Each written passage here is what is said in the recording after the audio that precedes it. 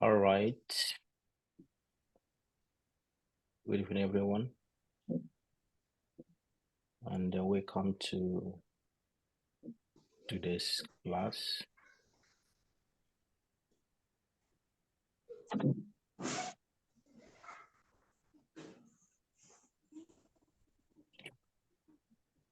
Okay.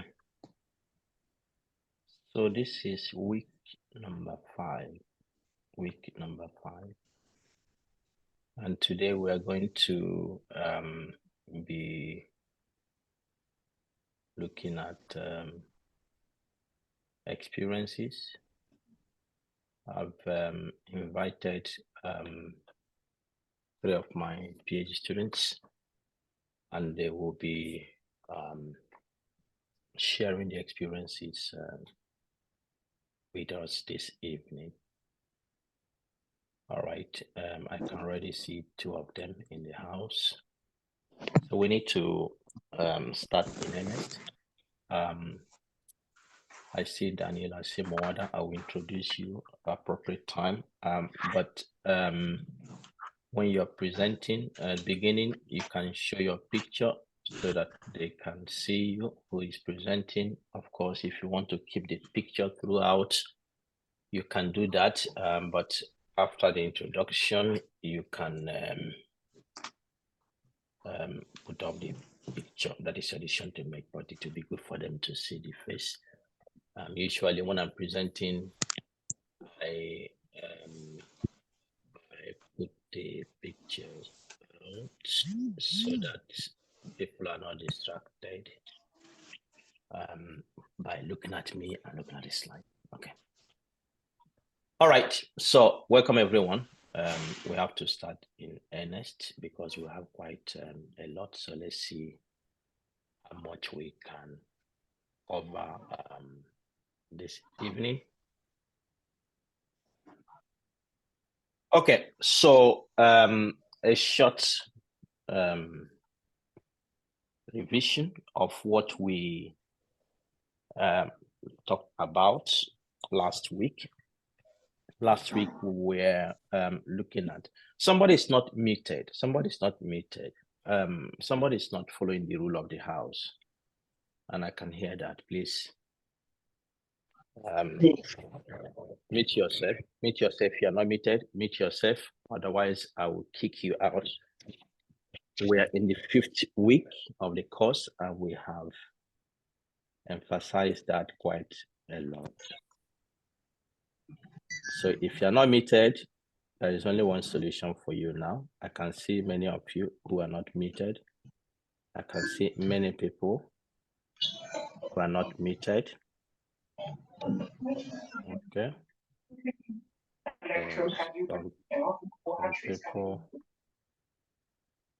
Some people are tempting me so much.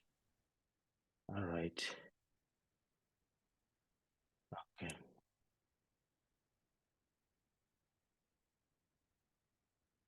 All right. So we looked at the initiatives, emphasizing that reproducibility is a responsibility we need to take at every stage of the research.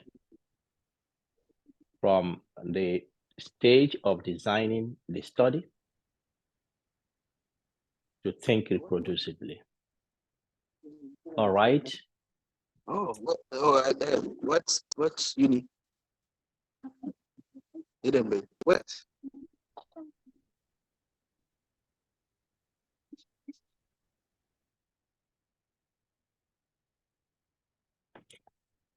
All right.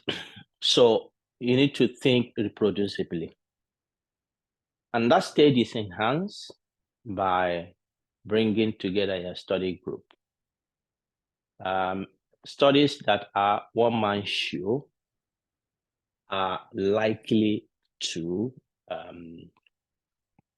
more likely to get into research misconduct, more likely to be done irreproducibly than studies that have a team collaborators.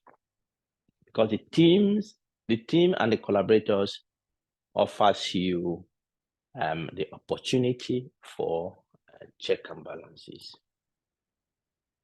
People can scrutinize you. People can give you feedback in what you're doing. So you need to think reproducibly. Your processes need to be transparent. You need to undertake steps that are repeatable. All right. In your absence, somebody can take your processes and repeat them and be able to produce the same results you have done. And so we emphasized last week the importance of the protocol. To develop a protocol and the project you're working with, that is quite essential. Develop a protocol that will be a guide, ab initio, a priori, beforehand. Develop a protocol that outlines what you're going to do, the steps you're taking, your decisions. The protocol does not imply that you know everything you'll be doing, but it is a step that increases confidence. All right. Peradventure, you get to a point where you make a different decision than you have outlined in the protocol. That can be implemented, and in the final report, you can indicate where those modifications, changes have been made. All right, so the protocol is important, and I will emphasize that. When you develop protocol, there are platforms where you can register them. At least that is important, to register them. And if you want to publish them, there are advantages to that as well. Okay, and we discussed that. And then data analysis, the same thing, dissemination. You need to think reproducibly and take the necessary steps. With regards to dissemination, we emphasized the presence of reporting guidelines. And I highlighted to you the Equator Network, even though it is primarily an initiative for biomedical sciences, but that initiative captures a lot of things that are or should be happening across the fields. Many fields have benefited from that, and it is good to see the extent experts have gone to try to propose things that will make our scientific journey, scientific outputs have the confidence that they need. So dissemination is important. And we ended last week by looking at the great debate, in which we looked at academic incentives through publications. Will it be abolished? Will it be retained? Will it be replaced? And yeah, it was quite fun to have that. All right, so those we covered last week. Before we go to group number 7 for the nugget, let's see, does anyone have a question?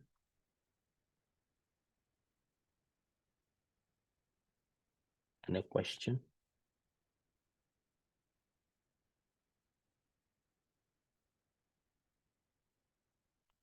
Okay, group 7, over to you. Tell us what you have for your nuggets, and group 8, please get ready. After that, you present.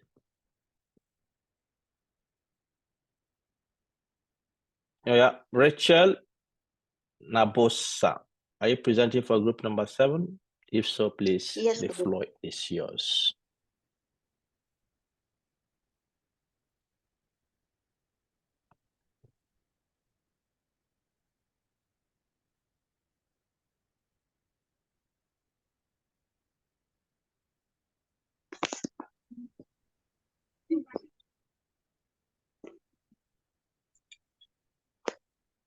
Rachel, the floor is yours.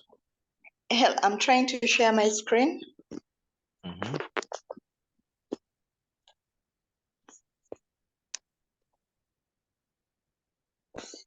Can you see my screen? Not yet. If you can't share it, is there anyone for group number 7 that can help Rachel to share?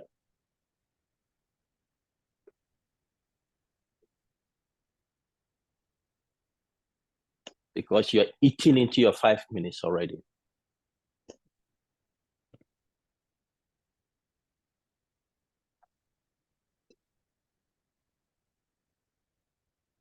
All right, so Rachel, somebody sharing for you. I think you can go ahead and then just let the person know when to move to the next one.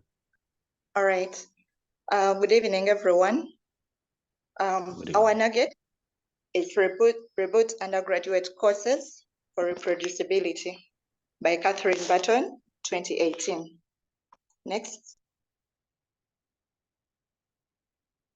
Next, please.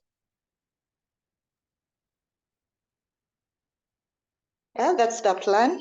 Those are the group members. That's the plan of the nugget. So Catherine Burton, as she was starting her career as a lecturer at the University of Bath, she examined her undergraduate training. And then she asked herself 2 questions. What would she like to improve? And what would she like to emulate? And then she noticed that there was a crisis.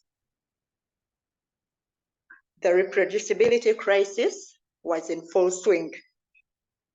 The standard research practices were flawed.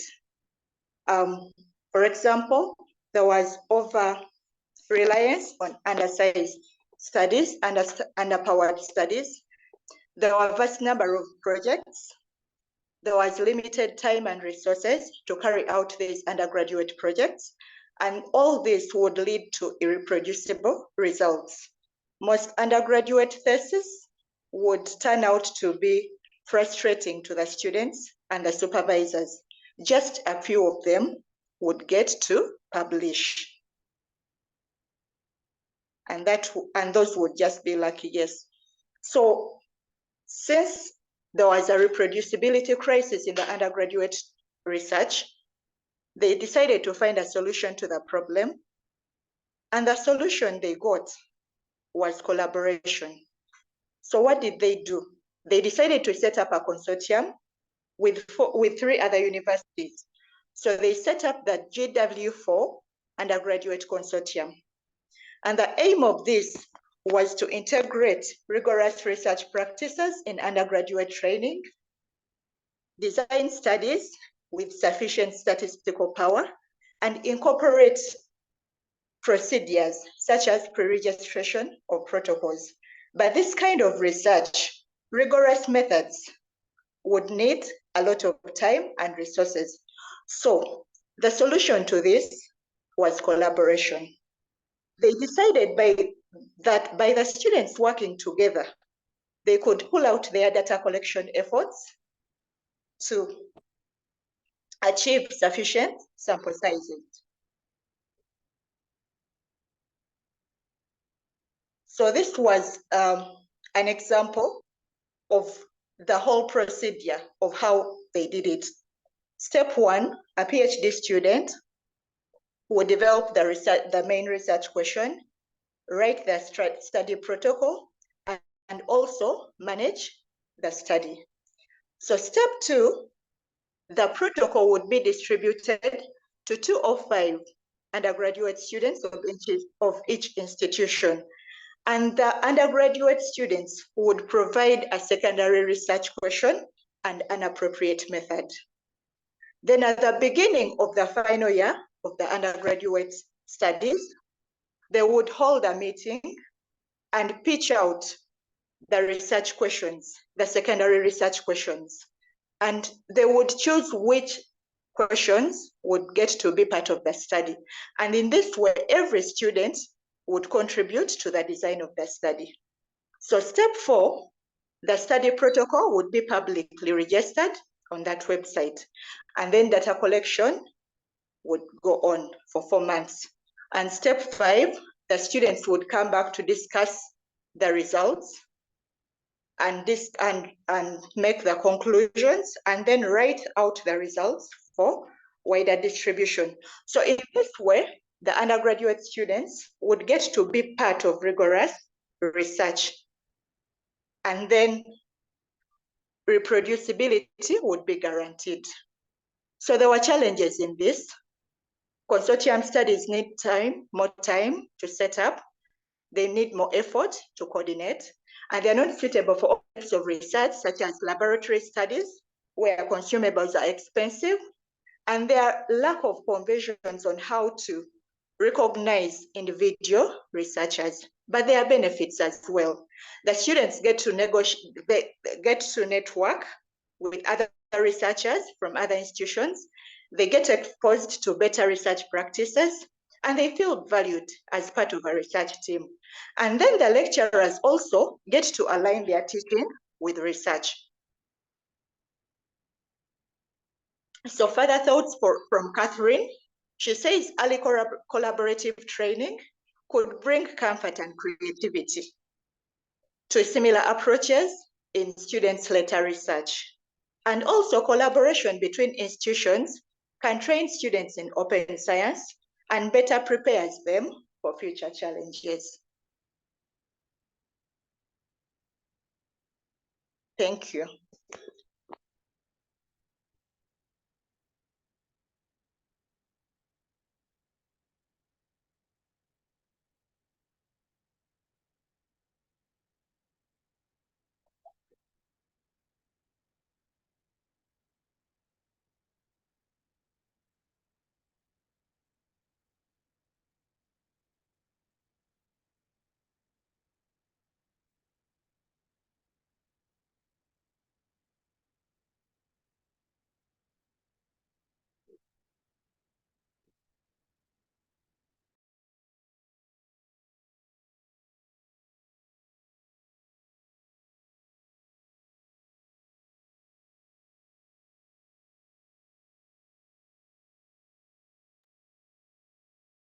Okay, thank you. Sorry, my mic was actually muted and I was speaking.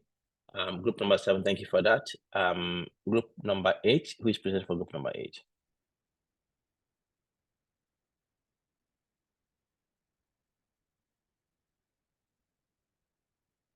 Group number 8, who is presenting for group number 8?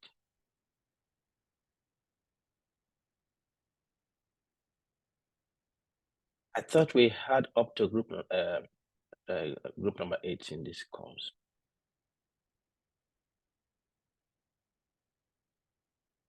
Goodness me. Group number 8 seems to have escaped through the back door. Anyway, group number 8, I hope you're not losing your chance. And of course, we will not be happy that is happening because we need to get that information you have. And we gave you the highlight that you're presenting early enough. Okay. Let me remind you about this survey. We sent out. I found out that many of you, if not most, well, let me start by saying thank you to those who have filled the survey. But just to say that many of you, if not most of you, have not done so. Please, I beg you, find time. It's only 10 minutes and fill it. Not just filling it, even those who have filled it, circulate it amongst your colleagues. Because I can't imagine that for some countries like Egypt, and we have tens of Egyptians in this course, only 6 people have filled that. I can't imagine that. I can't imagine that in Rwanda, only 1 person in the whole country has filled a survey. Africa cannot move forward with that kind of attitude. It's not possible. Because if we cannot do justice to research survey as scientists, then how do we expect that things? No, there is no miracle that will trash that. What we can do for ourselves, let's do it. So please take 10 minutes, just 10 minutes. You see, I see people spend hours on Facebook. Just give us 10 minutes. 10 minutes and fill it. Just do that for Africa. Okay? So I just want to emphasize this because it is not encouraging to see that most people on this course have not filled it somewhere. Why do I say most people? Because the number has filled is not even up to the number that's participating in this course. So it means that because we sent it out to many people from outside this course, all right? So most people have not filled it. We will share the link again later on. And I encourage you, please find time to fill the survey. All right, it's good that Daniel is here on time. So since we didn't get anything, I see Shaima, you have a question or?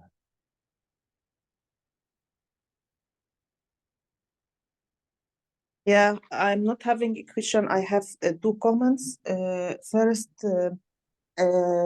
regarding the survey, I tried many times to go on to the form and on many days. And lastly, it happened that it worked and I began the filling of the form till about, I don't know how much, but I gone on for maybe 3 or 4 pages, and then it frozen and I couldn't complete. I tried to refresh, I tried to open again. It is still frozen on some point, and it doesn't work. So I'm not sure what is the problem about that. This is the first comment. The second comment about the groups, you say that we should do actually in our group. I find that everyone is silent. There is no collaboration. The coordination is very difficult. But I think we should try to make ourselves better and try to communicate and connect before we try to make it for better research in Africa. This is the 2 comments I wanted to say. Thank you. Yeah, so Shaima, I'm on the page and it seems everything is working well. Sir, I'm saying to you that I tried more than 3, 4, 5 or 6 times. And yeah, the last so one, everything is working well from my side. So I think it may be something from your end. You need to check I'm your not network. sure. I don't know what's the problem. Because many people have filled this already. So I don't know if there is anybody who experienced the same thing, because I'm going through the pages now and they are all going through. So I think I am on in page 4, it was or 5. I'm not sure in what page, but and when I tried twice again, it would be the same. It filled up to the point I stopped at. Yeah, and so Shaima, I think this is a problem from your end. Definitely, it's not a problem of the form, because as you can see, anyway, I will try. is moving. I will try once again, and I hope it will work. Thank you. All All right, thank you. And then with regards to the groups, honestly, many of you are professors, many of you are associate professors, many of you are senior lecturers, many of you are lecturers. So the truth is that I can't put you into groups, then I start chasing you around, because these are the things you expect your students to do. All right. So physician, heal yourself. This is what it is now. I can't put you into groups, then I start chasing you around. That is why we said appoint a group coordinator, appoint assistant coordinator to help you coordinate your activities. And even without coordinators, as adults, as professionals, and as those who do the same thing in our different contexts, this shouldn't be a problem that the group cannot come together and find a solution to their problems. So this is, once the course is finished, if the group, the scene of the group is put on everyone. So it means that if the group doesn't submit this and make their presentation, everybody fails in the group.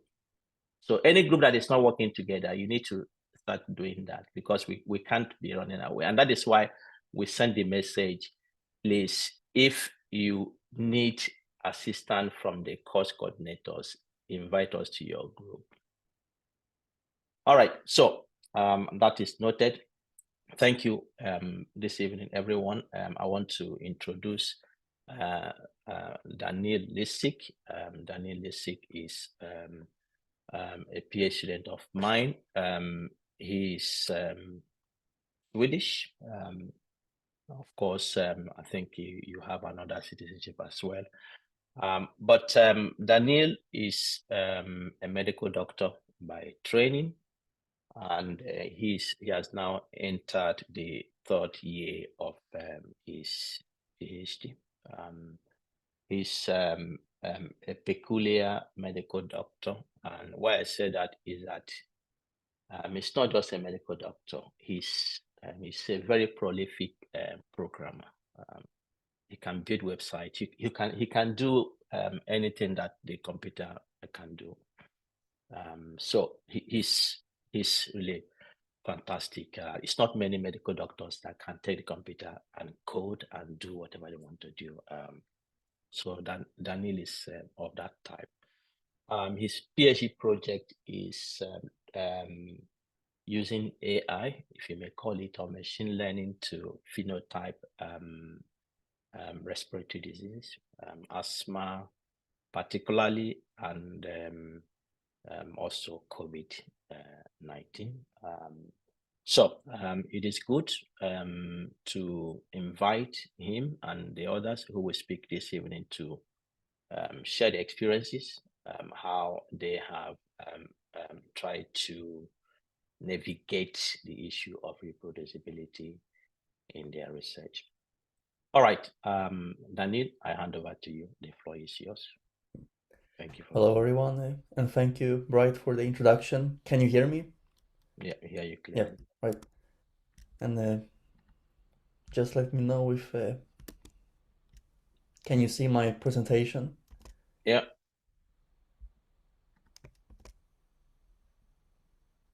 All right. So yeah, I want to say that first of all, wow, what a big crowd. I think this is more than 100 people. It's probably It's one of the actually biggest. it's actually close to 300. I think some people will join along the way. Oh wow. Oh, so it's one of the biggest crowds I had on a Zoom presentation, and yeah, something else which is quite amazing is this view that we see here on the right on this screen, on the mountain area and the forests, and it's not only a aesthetic pleasing view when you ride a helicopter like this and see the big vast space of nature and different surroundings, but there's also a beauty in seeing, understanding a lot of your surroundings by taking a ride like this. So you can see, for example, how the cities are built, how how the streets and neighborhoods are constructed, where there are, for example, obstacles, or where there are opportunities to build something, or places which you should avoid, and so on. And I hope that after this presentation, you will have a little bit of the same sense about reproducibility, that it's a very good idea to have a ride like this and understand your surroundings, and how you can best manage the task that you are to perform. So Bright already introduced me a little bit. As he said, I'm a medical doctor by trade. After the graduation, I started my PhD with Bright. But other than medicine, I'm also very interested in programming, and this PhD position was quite a nice mix of medicine and information technology.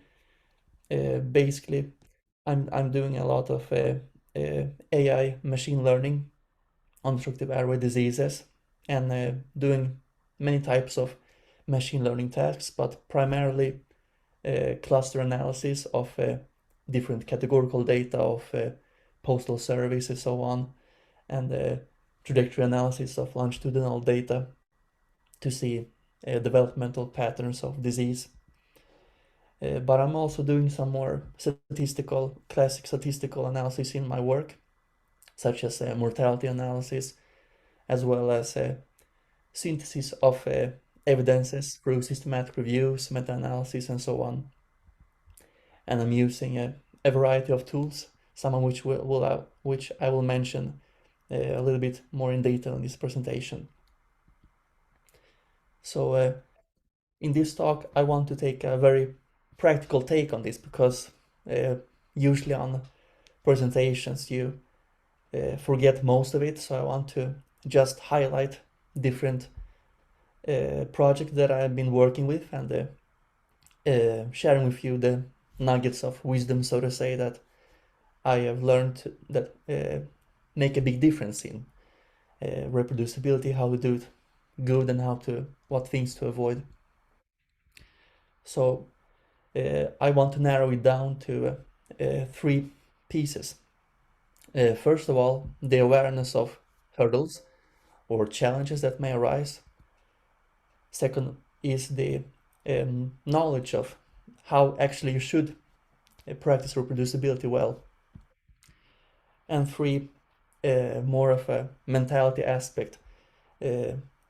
How should you think about reproducibility when practicing it? And let's start with the first one, being aware of the different challenges that may arise. It's quite a big task and quite a general thing, so it's difficult to boil it down to something concrete, but it generally requires some form of literature review to get a sense of the task at hand at a more general sense, and also a helicopter tour of, or whatever you can call it, of the landscape. And this, with this I mean to get a sense of your data and your specific research question and your task. So when you do a literature review, there are many things that you should think about, but the essence with it is to get a sense of how similar studies have been performed, what challenges did they have, what deviations did they have to do from the protocol, and so on. And of course, there's so much literature nowadays, so it's good to skim through the less important parts. And of course, the methods is a good place to get a general description of the work.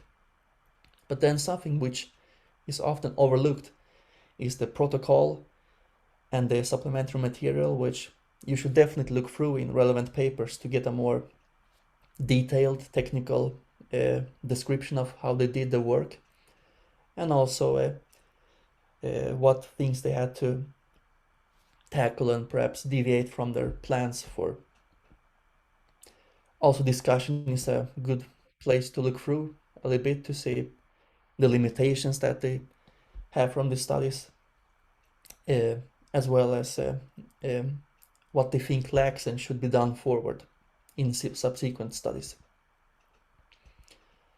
It's good to look at primary studies, of course, but I would recommend also to look at reviews and different editorials that summarize the topic more broadly, because then you get a sense of a more general description of how things are done in this field and what lacks and what's good. Two databases that I would recommend for searching relevant literature is PubMed, because it's quite easy syntax. It's quite easy to get used to how to find relevant studies. And Google Scholar is a good complement because it indexes the full text, so it's a quite comprehensive search.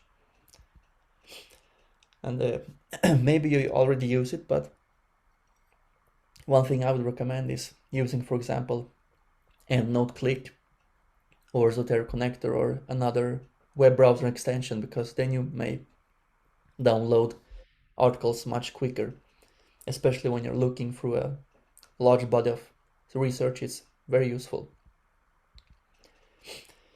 And it's also very useful to not just read the material, but also take notes, because then you immediately start to analyze more and reflect naturally about what you're planning and thinking about in a document. And also it makes it easier to go back and, for example, reference something if you find something useful to include in your manuscript, or if you just want to go back and read the details. And of course, if you have a senior colleague, it's also always good to get their point of how did they go about in similar projects. And now, of course, you should do a helicopter tour of the landscape, as I said earlier, to get an understanding of what you may stumble upon with your data or your specific research question. It's a good way to start is by describing the material, if you already have it, and then make a structured and detailed protocol or recipe of how you will do the work, and also test the methods out with real or parts of the real data or synthetic data. So how do you actually do a helicopter tour? Well, describe the material is quite straightforward. Just by describing how the distribution is, what patterns there are, if there's missingness, you understand a lot of the data, and it may help you reformulate or specify the research question, what analysis you will use, and so on.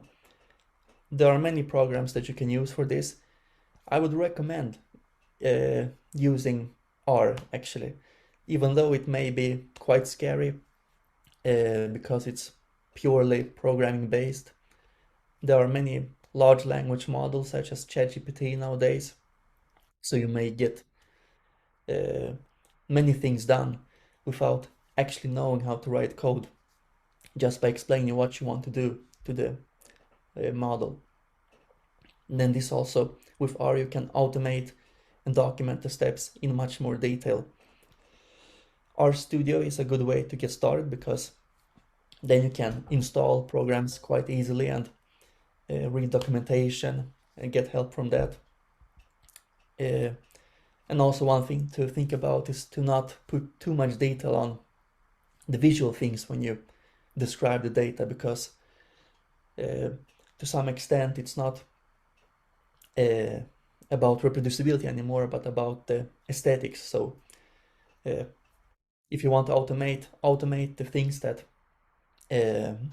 matters for the data. And so if there's a large data set which you want to understand, it's sometimes difficult even to describe it to begin with. But one thing that I have found very useful in my projects is that you can get a lot of things done, so to say, by using colors and spacing out large tables like this, like you see here. It makes even quite large tables much more manageable and easier to overview. And also, of course, filter what data do you need to visualize to understand what you have before you. Defining a structured and detailed plan of how you will perceive or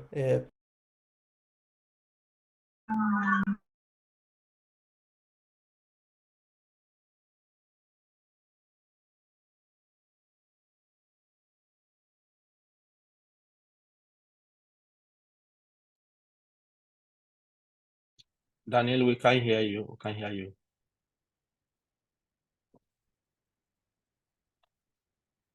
Can you check your audio, please, Daniel? Yeah. Can you hear me now? Okay. Yeah, Yeah. can hear you now.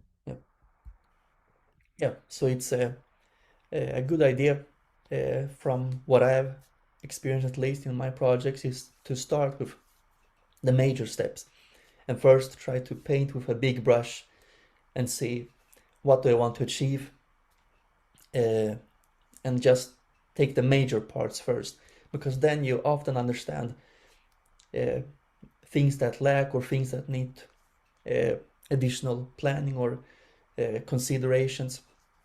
And after that, you can iterate to more detail and describe exactly how you'll do each sub-step and so on. So it's important to take it from the large perspective to the small perspective. And of course, before you perform the actual analysis, it's good to test that the functions perform as you intend to. And this can be done, for example, by having some synthetic data which you make up for. It can be, for example, if you do cluster analysis, you can make data which you know should be 2 clusters, and then you can predict the results and debug functions and understand the output to a great degree. But also it's good to test things out with real data, for example, a subset of your real material, because oftentimes it highlights things that you may have not thought about, or just confirming that the things that you're planning to do and your recipe, so to say, seems to do what you intended to or planned to. And now for the actual know-hows or the practical knowledge of reproducibility, because even if you are aware of what might happen, or if you have a detailed plan, the actual steps need to be done in a way that can allow for reproducible research and reproducible results. And this area in particular is very dependent on what area you are working in and what question you want to answer. But in reality, what I have found is that the underlying processes or things that must be addressed are pretty similar regardless of area. So I want to just highlight a few things that I think are very essential here. And it's the fact that it may seem obvious, but each step that are needed to produce the results need to be so that they can be repeatable, or people can achieve similar or the same results by doing what you have done. And also there should be a documentation which can explain it to a detail enough sufficient to do these steps. First, of course, you need to start with what you're working with, the data, the tools, the people that perform the analysis. Just the matter of the data. Does it really represent the intended analysis material? Is there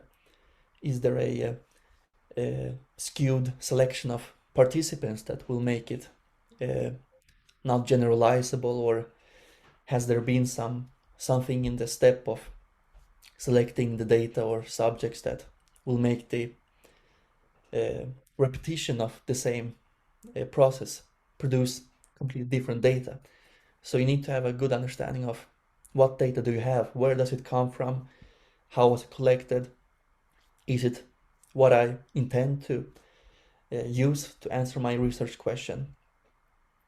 And also the tools that you do the analysis with.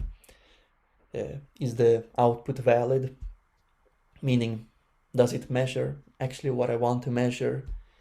Is it reliable? Meaning that the results is pretty much the same as when repeated, or is there a lot of noise in the data or the output, so that you may get different results on repeated analysis?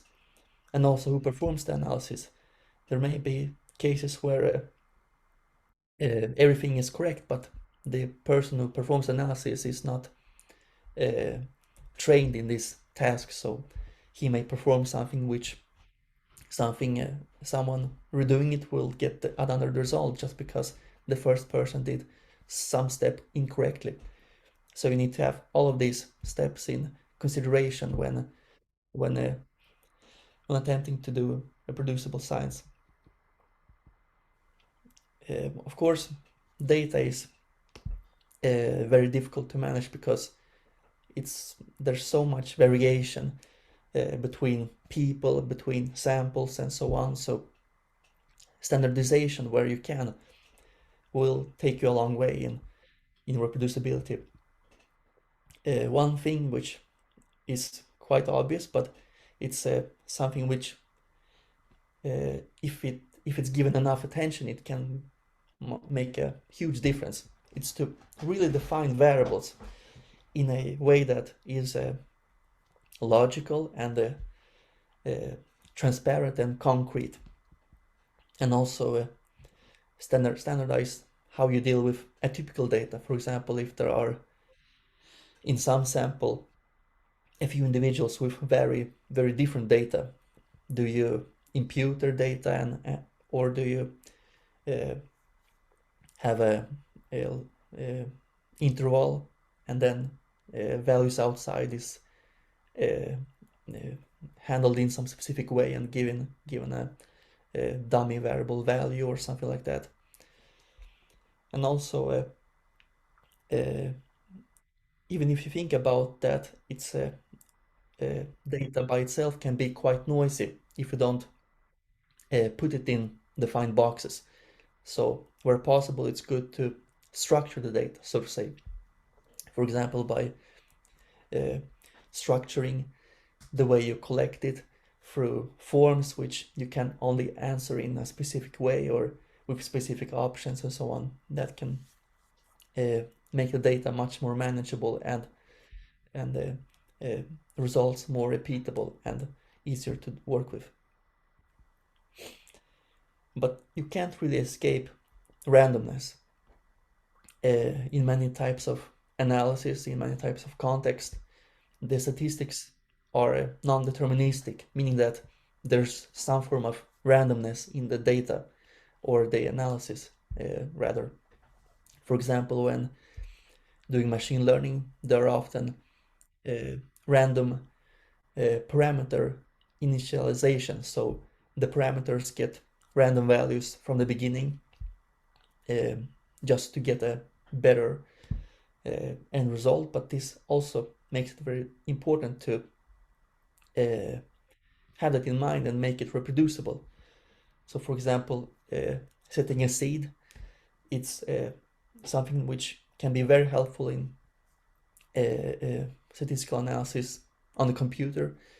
It's not always helpful, but depending on what you're doing specifically. But in a programming context, it's very easy to do, but it makes the world a difference because then you can really produce the exact same results even in the context when there's random initialization and or other types of random number generation and so on. And whether this is needed or not can be found usually in the documentation. So it's always a good idea to look at the documentation for the statistical functions that you're running to see if there's a random component in the analysis, so to say. Automation is quite important as well, because when you're doing repetitive analysis, not only does it take a lot of time, but you may do mistakes when getting tired, and typos and different types of errors. So when you can and when it's useful, you should really attempt to automate steps. And it's not as fancy as it sounds. You can do it visually with macros. You can do it with quite simple coding in SPSS and Stata. Like, for example, here you see that with just 5 rows of code, you can take this huge table of results that you see in the upper image and extract specific coefficients and p-values and so on to later summarize in a table and so on. But even when you do automation, you should still have a manual check to make sure that the automation is performed the correct way. And this doesn't have to be done by reading everything, but just picking different random points and making sure that the data makes sense is usually very sufficient. Docker is quite a good way to make all of the steps that you do replicable. So you can create complete environments where you have the operating system, the different software installed, even different configurations in the software, exactly reproducible. So you make basically a Docker file and you put like a recipe instructions, like now it should install the R programming language, it should install different libraries and packages, move files here and there, run different scripts. So there will be no question of how exactly you perform the analysis. There's also similar things for Python, such as their virtual environment, conda environment, and so on. And if you take something from this part, is that you can simply search after this lecture for virtual environment or package managers. This will really help you if you take on this to make a very reproducible coding environment. And specific analysis or scripts can also be made replicable and publicly available through so-called Shiny apps.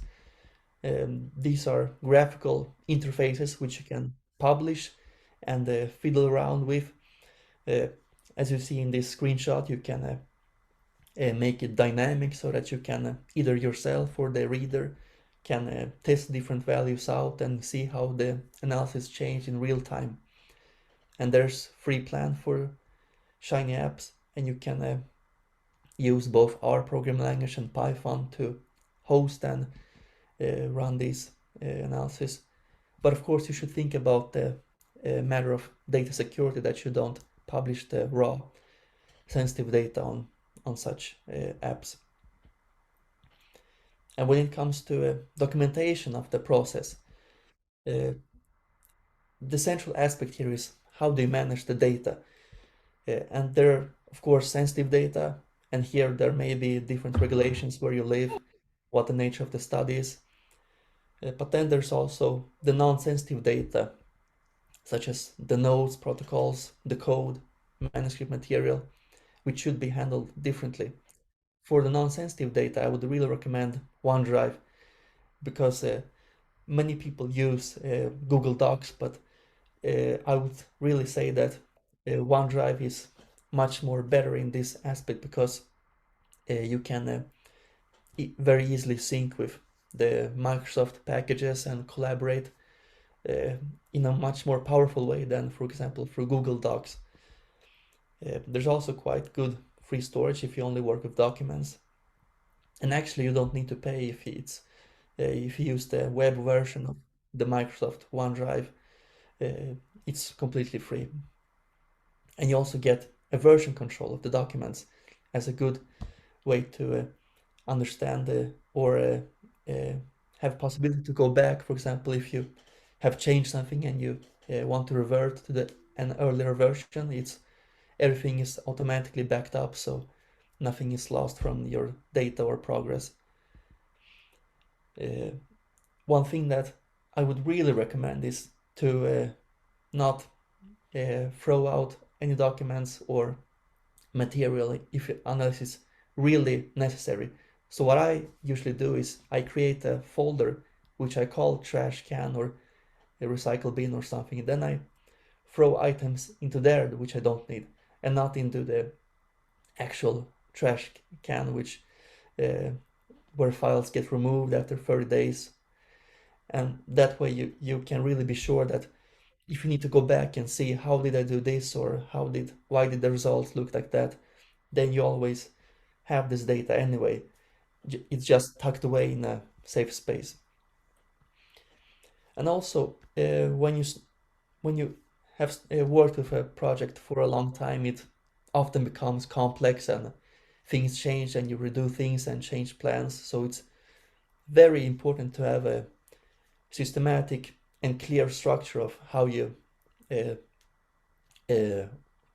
manage where you have different files, what folder architecture you have, how file names are called. I know it's very easy to just name something without thinking about it. Oh, you think you just want to do this addition to a file and then you call it version 2 or something, but oftentimes there's much more meaning behind it, and you may want to go back in 3 months and then you don't remember why you named the file like this or why you have 2 copies of that file.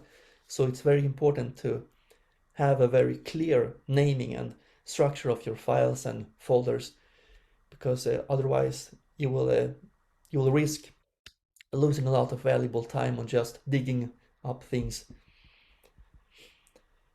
You should of course document not only the code like I have in my personal work, but the environment is much more about that. It's of course it's about the different software and so on, but it's also what tools did you use to measure these values.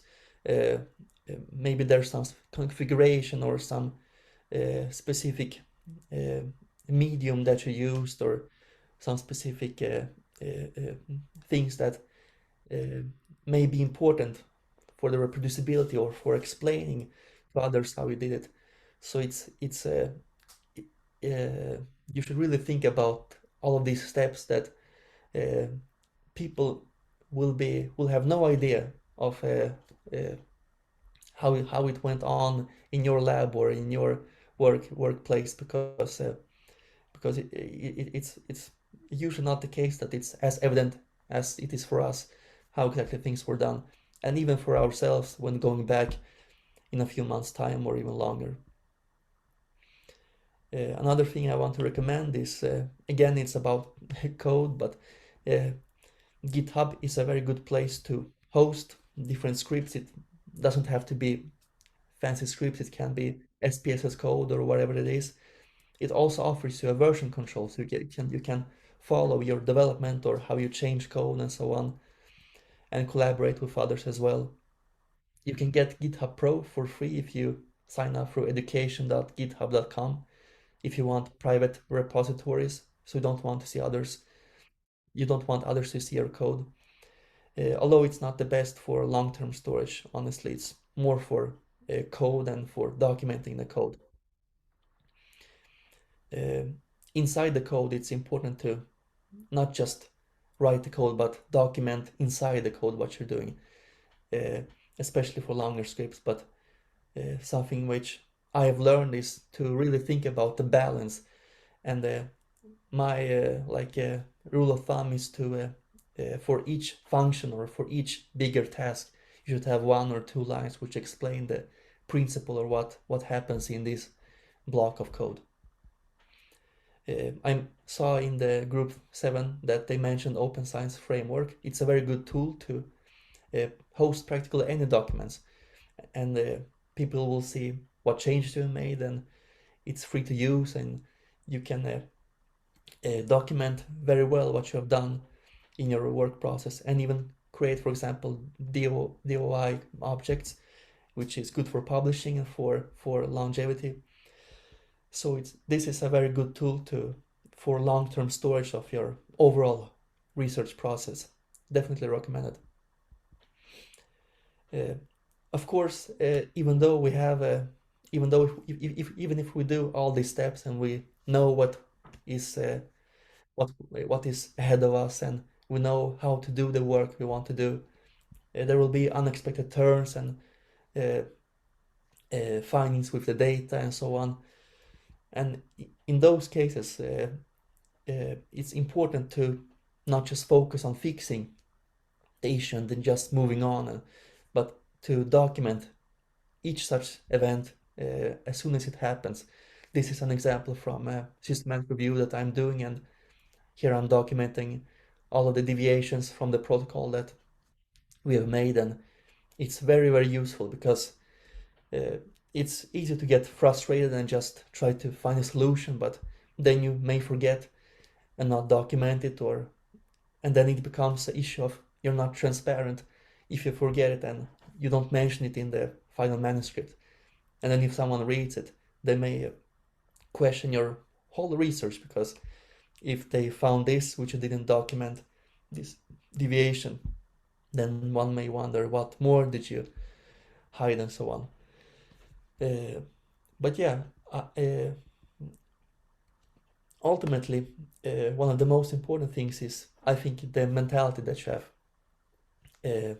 You should practice reproducibility ultimately for your own sake, because very often you have to go back to your old material, to your old protocols and so on, either to clarify something or redo a similar work with the same type of things.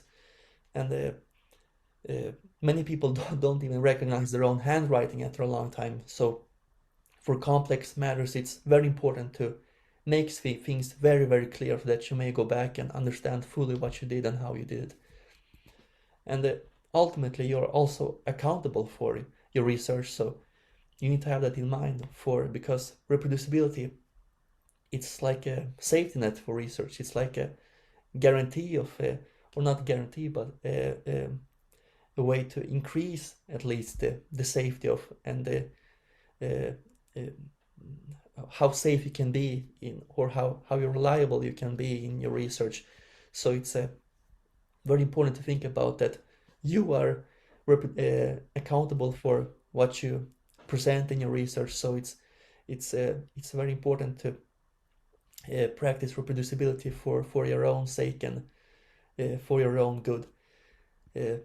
But I'm sure that you all want to do good, and I hope you will do good, and that you have gotten some benefits from this presentation. And yeah, thank you again for having me, and good luck.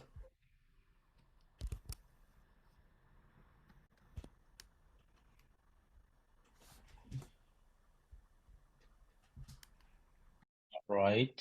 Thank you very much, Daniel, for that. I think that was fantastic. Daniel has shared quite a lot of tools, practical steps he has been using in his own research. It is very important to buy into the different steps and experiences people have. Really, there is no one size fits all in the different respects. So he has shared his tools, his steps. I think you can learn something from here as well and develop your own trajectory.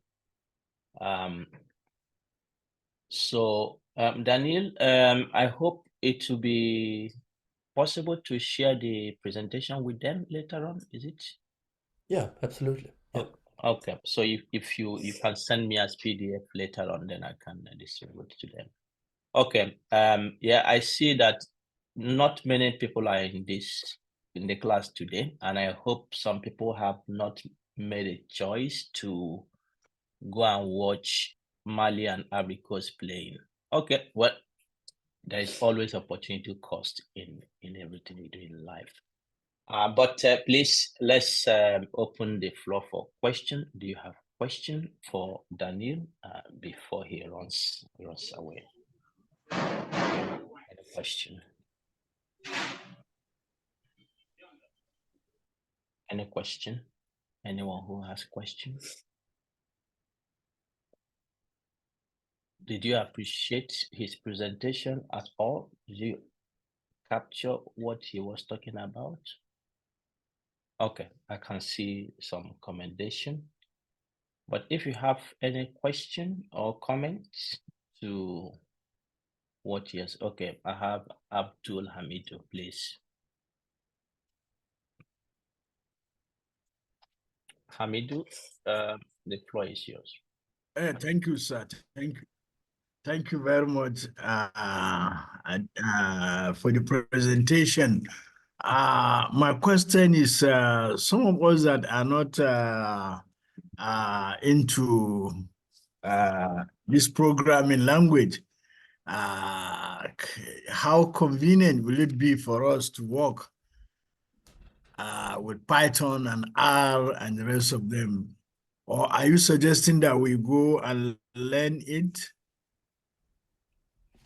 Or we can continue the way we are doing it using SPSS and Jamovi and other softwares.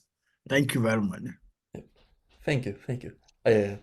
I would say that it depends on your for like more traditional statistic methods. I think SPSS is quite fine, and there's no need to really delve into things that don't make much difference in terms of the results, because the results are quite the same if you do regression in SPSS or Stata or R or Python. But there are many things which are exciting even in the more traditional statistic things, such as different models that can improve, for example, regression and different statistical tests and so on, which may be more novel, and those things come much quicker to R and Python. So to be at the forefront, so to say, I would really recommend that looking into R particularly.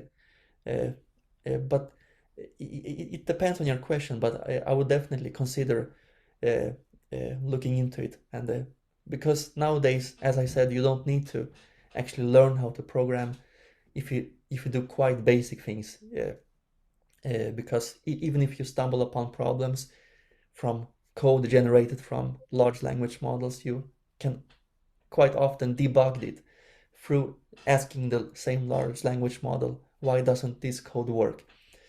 So I would recommend it, but it's not always necessary. So it's yeah. All right, thank you, Daniel, for that.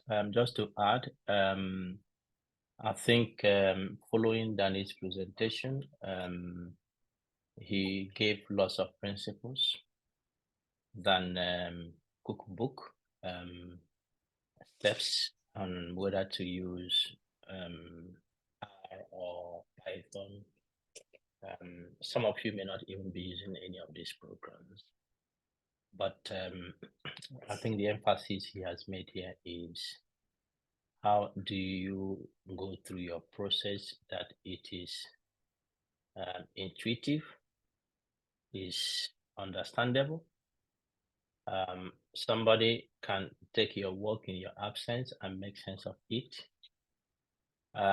He went to basic things as creating a folder, saving your files, that if you don't do it in the right way, you may come back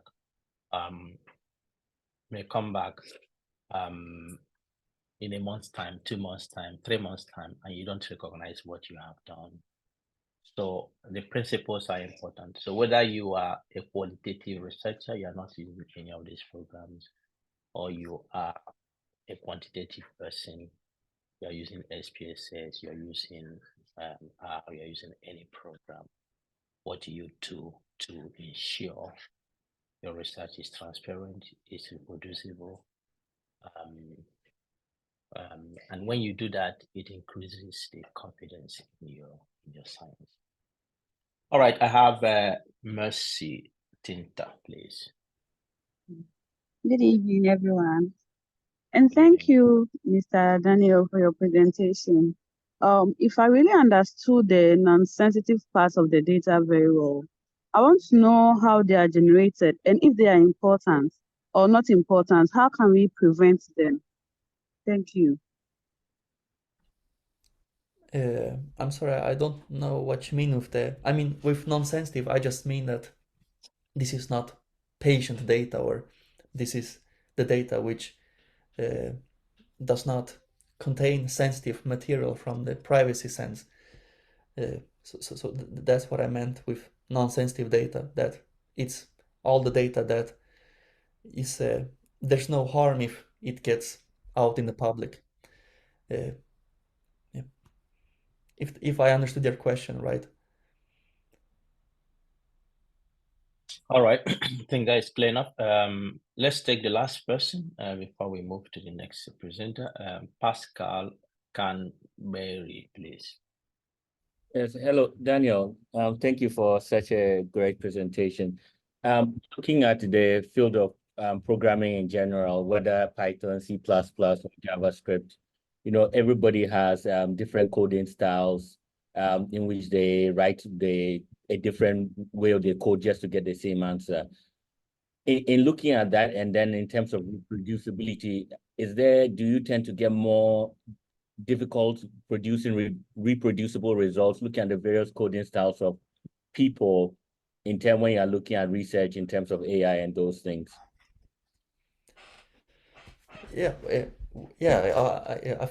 Coding style is a big thing, because when I talk about programming, it may sound like just doing it makes it reproducible, but of course, like you indicate, there are many styles of coding, some of which may not be reproducible. So it's I have found that Python is quite safe, quite a safe language to work with, because it's the syntax is very easy, and the error messages are very intuitive. So when you code, you usually make more simple code through Python. So that's a very good programming language for reproducibility from that sense, because for R, you may need to do hacks which are more unorthodox and which may make the code behave unexpectedly. But of course, it's everyone has their own style, and that's an issue of itself. But I would say to keep it simple. It's such a obvious advice, but that really makes a difference. For example, if you make a function, usually you may, when you start coding, you may just think with the flow of your thinking, you produce the code, and then you may bake in 3-4 functionalities within one block of code. But one thing that they recommend usually is that each block of code or each function should do one task. So that's the most general answer I can give you, that keeping it very simple and very containerized, contain the code in easy understandable and logical blocks or sections. That's the best style. Yep. All right. Thank you again, Daniel, for the time. You have been with us this evening, sharing your experience. We appreciate. Yep. I think the participants would have taken one or two things from your presentation. Thank you. Thank you. All right. The next person, Mwada. Where is Mwada? Let me see Mwada's picture. Mwada, you have some. Okay, Mwada is here. All right. Mwada, thank you for coming. Mwada is also another PhD of mine, PhD student of mine. She's also a medical doctor. She graduated in the medical school from Sudan, and then I think you did some work in London also, and then came for masters, and then here in Gothenburg, and got a PhD. Mother is finalizing her thesis now. She will be defending already in June this year. She's also her project is into computational phenotyping of obstructive airway diseases, but with emphasis to socioeconomic variations in those diseases. So, Mwada, will hand over to you to share your experience with us this evening. Thank you. Hello, everyone. Thank you, Bright, for your introduction, and thank you, everyone, for having me here today. It's my pleasure to be with you. So now I'll be sharing my screen.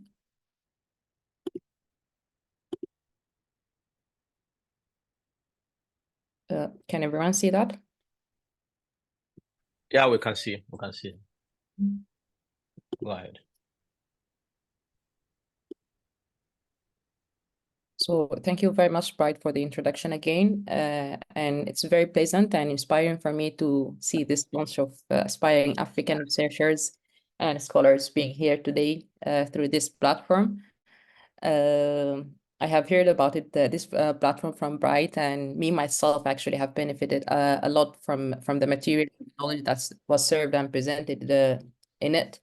And I just want to say that I'm really proud, and I root for all of you who are here today to keep the good and the hard work.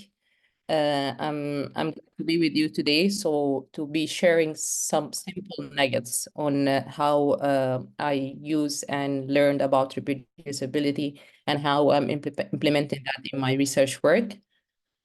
So to start with, regarding myself, yes, as Bryce said, my name is Mawadda Bashir. I'm from Sudan, and I'm a medical doctor by background and training. I did a bachelor degree of medicine and surgery back home in Sudan, University of Khartoum, after which I moved to the UK, and I worked for a while as a senior house officer, 4 months before I started a master degree in Sweden. I did a master in public health and health economics, after which rightfully I started a PhD degree in Professor Bright's group. So I'm working with epidemiology of airway diseases, mainly, as Bright stated, investigating the derivation and exploration of airway diseases phenotypes and their association with socioeconomic trajectories. Through my work, I have been working as clinically and doing research both from population data and clinical data. And today I will be sharing with you this presentation. So it won't be a very detailed toolkit on how to implement reproducibility, as it will be a glance on how I get to work and get myself familiarized with it as a concept that was quite new to me. So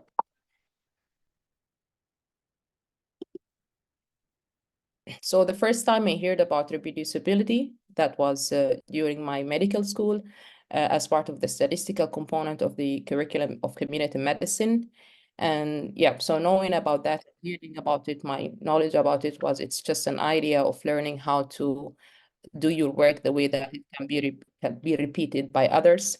And of course, there have been always that popular story that I think many of you have heard about, of the group of scientists who tried to repeat the result from around 100 article, and that attempt was attempted by 250 scientists, and by the end of the trial that they have done, they found that only 30% of the articles that they were testing have yielded a repeatable result. So, and in that sense, my understanding of the idea of reproducibility was that, as I stated, it was just a way of doing your research redoable by others. But then comes the depth of the concept of the differences between reproducibility and replicability, and that in reproducibility, it more means that the ability to obtain consistent result when the same data and analytical methods are used by different researchers, while in replicability, it refers more to the ability to obtain similar and exact results when an entire study or experiment is repeated. So in reproducibility, it's not necessarily you are doing the same data and you are having the same result, but it's more of making the approach or the methodological approach redoable and consistent and yielding a result that's not necessarily very similar, but quite valid and dependable.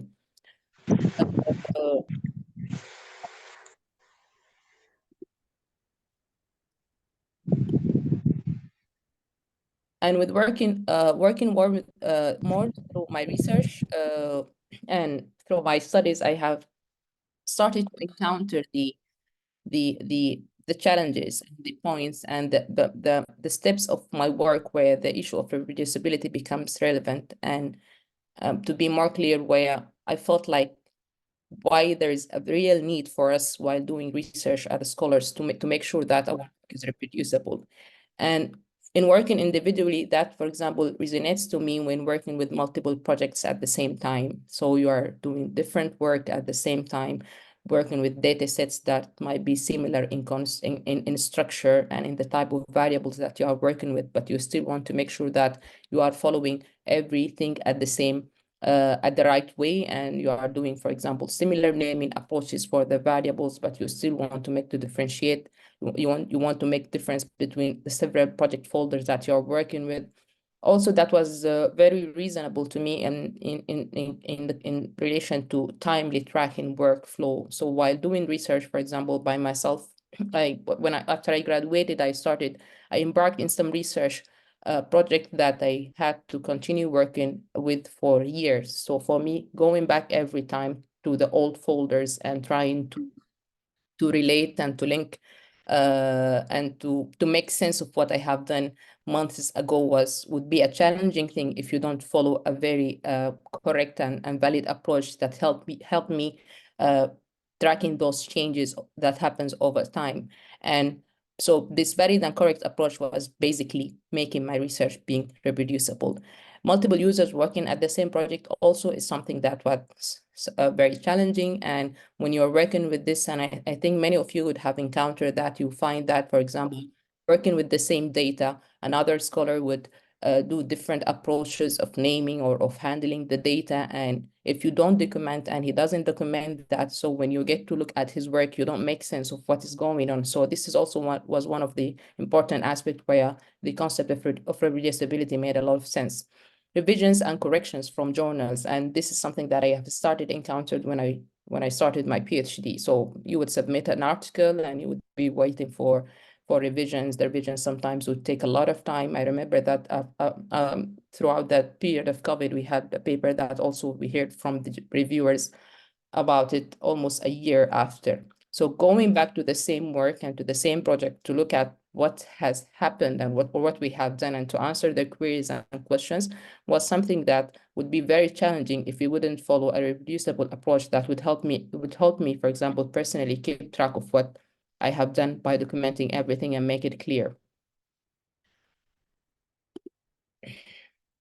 Similarly, in working with groups, as I said, and for example, in collaborative projects where we would have sometimes many centers working together and with completely different set of data. But for example, we're aiming to apply the same approach.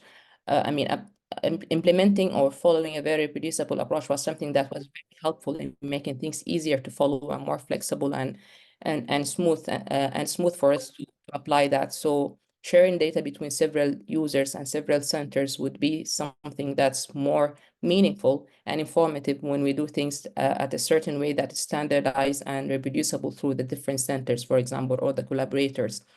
There's also those technical challenges that comes with people, for example, using different type of computers, using different system and using different versions of the same software that you are working with. And there are some challenges that may pop up with those things. And yeah, one of the ways that was relevant and very reasonable for me to deal with it is following this reproducible approach to handle and tackle these things. And generally, and I think above all come those aspect of the standardization of the work you are doing. So now, sometimes when submitting articles, many of the journals ask about the data that you have been using. So making your data available in a neat way that is structured enough and informative enough for them and for other users to make use of it is something that you can achieve through applying reproducibility. So when I started my PhD, I had the course Reproducibility in Medical Research with Bright, and it was a very interesting actually opportunity for me that the course itself was a very comprehensive overview of the subject. It offered me exactly what I needed to gain a broad understanding of how to address this issue of reproducibility and making my work reproducible in a valid and informative way. Despite initially feeling daunting and unfamiliar with that, especially that given my lack of background in programming and coding. And at this point, actually, I want to emphasize that for me, coming from medical school, I didn't have any experience with programming before that. And I was kind of the person who were terrified of looking at the code screens and working with it. But I have started, I mean, for me, the course when we had it, so we had those screens and we've been working with some sort of extensive coding at that time. And I know that it might sound intimidating, but it was a very beneficial opportunity in terms of how eye-opening was it. The course itself served as a valuable introduction for me as a researcher, and it guided me toward a very suitable approach within my competency level, I would say. So at the moment you start getting into the consciousness that of how the issue of reproducibility is important. So you start to introduce some baby steps into the way you deal with your research items. You pay attention to the very tiny details, starting from the very basics like of setting, how you set your project directory, how you name your files, how you organize them, the basic documentations of any type of change that you make into your data and your workflow and your documents. So those tiny details are actually what makes the work more reproducible and valid for others to benefit from. And I was also during that course introduced to very essential software such as Git and GitHub and Conda, as well as concepts like packaging and containerization, which were very quite unfamiliar for me given my background. But while this sounds actually very, very strange in the beginning, it was actually quite intuitive because, as I said, it wasn't that you learn how to exactly do these things, but you get the concept and you get the beginning and you get the beginning of the thread for you to start working with. And this is what I encountered during that experience. So after that, as I said, I got the beginning of the thread and I started trying to incorporate this approach into my work and my research practice. By finding a tool and an approach that would fit me and my level of competencies. And stating this, I would emphasize for many of you who would feel intimidated by the fact that now it has been very common and good in the research field that we are doing advanced programming, for example, techniques for analysis and for getting data and obtaining results, but still with those who are working still softwares like SPSS, Stata, you can still do reproducibility and you can still make your work very valid and informed and neat in a way that it could be reproducible. So yeah, so as I said, it's just start by finding the tool that is suitable for you with the level of your competency. For me, I started learning R during my PhD, and now I'm mostly using it for data analysis. And a feature that I'm utilizing in it to make my workflow reproducible is using the Markdown folders, which is a feature that is implemented through R, and it helps in making reproducible researches.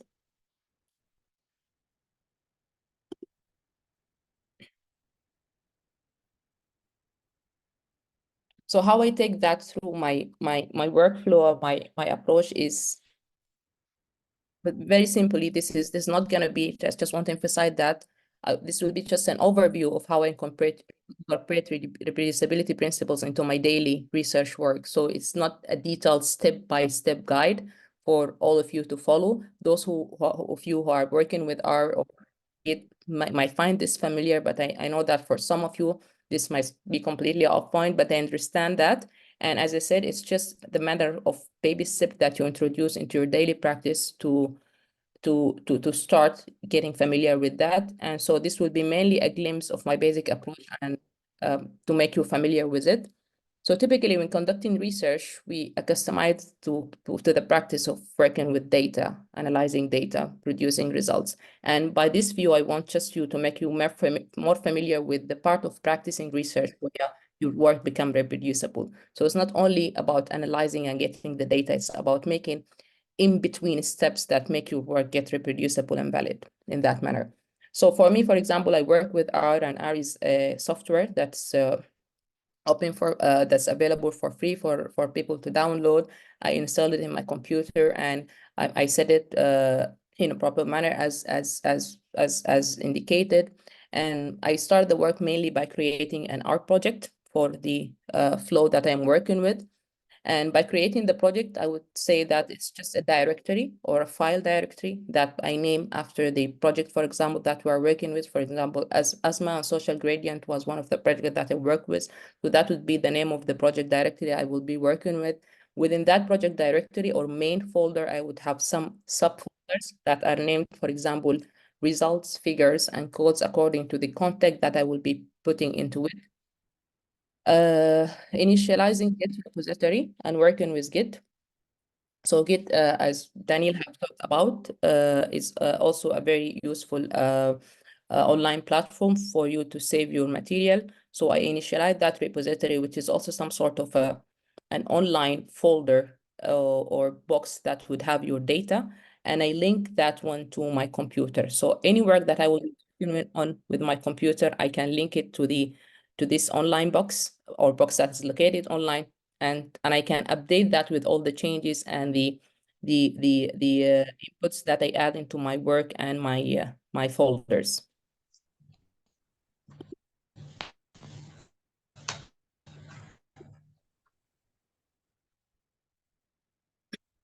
So one of the things that, as I stated, I found them very beneficial working with R, or this feature of R Markdown files, are that they are simple, and for example, they were handy for me to use and to implement reproducibility through which.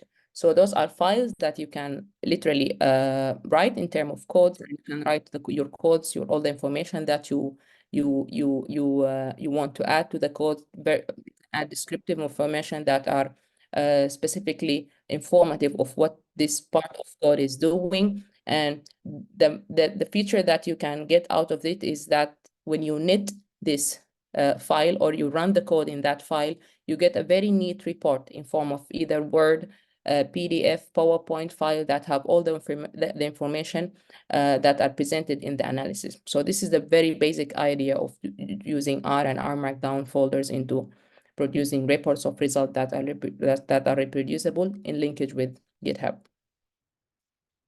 So in naming and creating that Markdown folder, I mean, for me, for example, the approach that's quite familiar and easier for me is that even with creating my folders, I try to be very specific in the type of analysis that's going on each folder. For example, in some projects that you might need to do some regression analysis, for example, prevalence analysis and different type of sensitivity or interaction analysis.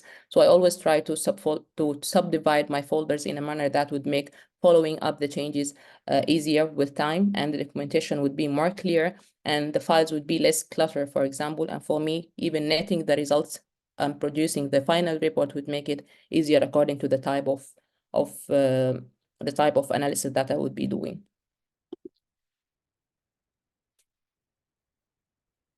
So again, this is here where the power of using R with GitHub comes. So as I said, GitHub is just an online magic box for programmers and code writers.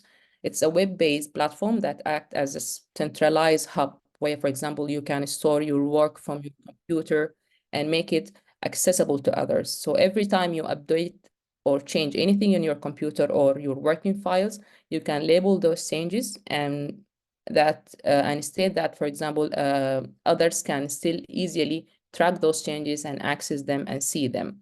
And with it also, you can store your project, as I said, in a form of a repository that's available online. And there is other for example, working files, all the type of the documentation that are related to the project could be stored there.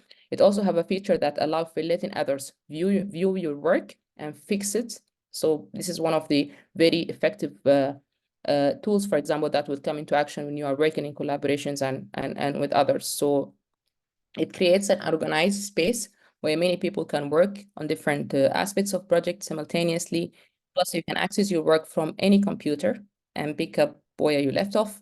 So yeah, so this cloud storage feature of GitHub, or yeah, this idea of having your work in a space that is accessible and updated and organized for you and others who are working with you at the same project, make it very, very efficient and handy. And this is just this overview just for those of you who were not familiar with the idea, but it's one of the things that make your work updated and easy to be followed in case you are going back to it at any time, or anyone else who was accessing it.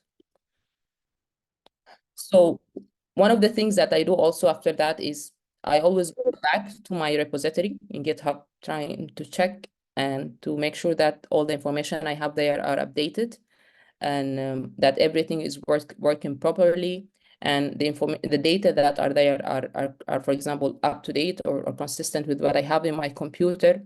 And one of the things that the feature that clarify how how GitHub work is that is one of the things that you need to, I think, customize yourself through working with this is when working with files, getting into the habit of regularly updating and saving the updates that you do. This is one of the things that you get to learn with working with GitHub. So every time you update your code, every time you update your files, you need to save those changes, commit them, and push them so they would be saved on that online space for you to later access, or for anyone to be able to access. So this is one of the habits and the things that you will get to learn with time when you work with them. And yes, so they might be hard in the beginning, but with time and getting used to it, it becomes more easier. And as I said, the value of that really comes into place when you are working with others, looking at your work that can also improve your work. And yeah, it's a very useful and handy way for keeping this reproducibility approach and work when you're working with your research.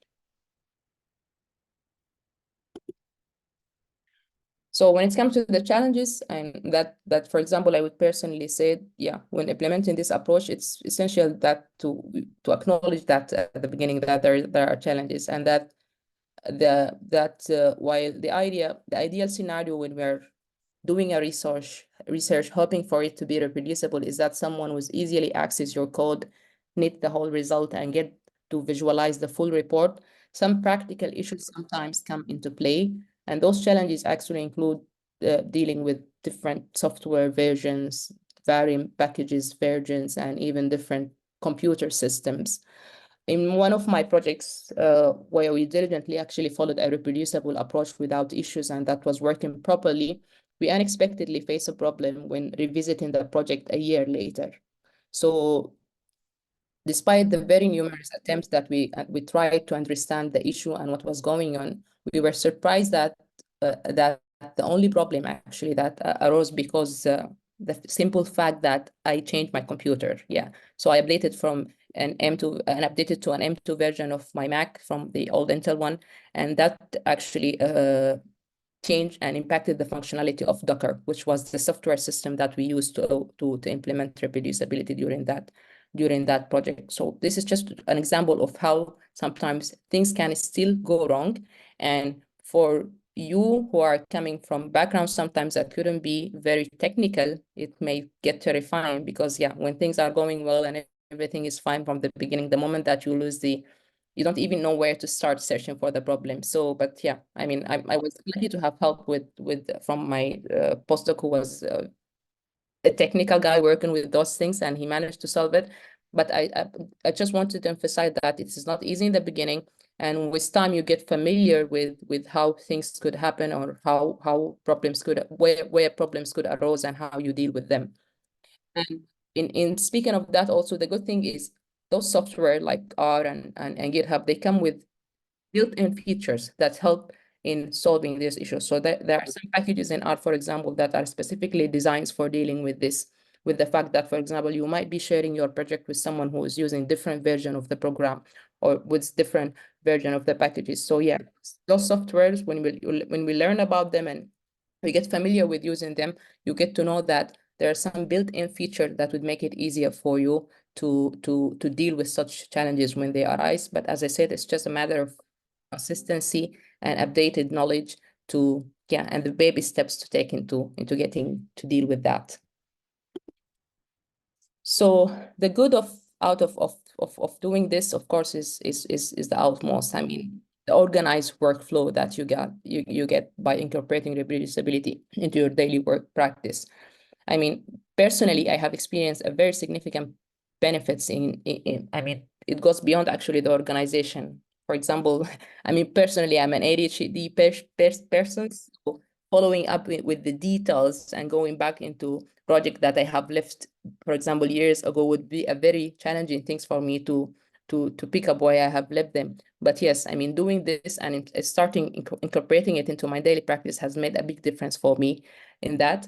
And it was a real game changer. So task execution become more time efficient, and I can easily access now and track my progress, even when revisiting a task, for example, that I left untouched for years. Collaboration with others become more fruitful, and it opens avenues for error detection and suggestion for improvement.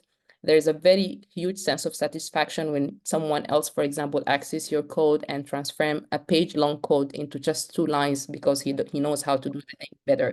So dealing with journal corrections after also anticipation of long review process has become very less of a hassle, and going back to implement suggested changes and response to queries from reviewers have become very streamlined for me. But most importantly, I think the ultimate value, and as I personally believe, and I embrace in doing this, is the contribution to the scientific community itself. So by making science and knowledge easily and accurately available, we empower others to build upon it, we improve, and we learn from our work.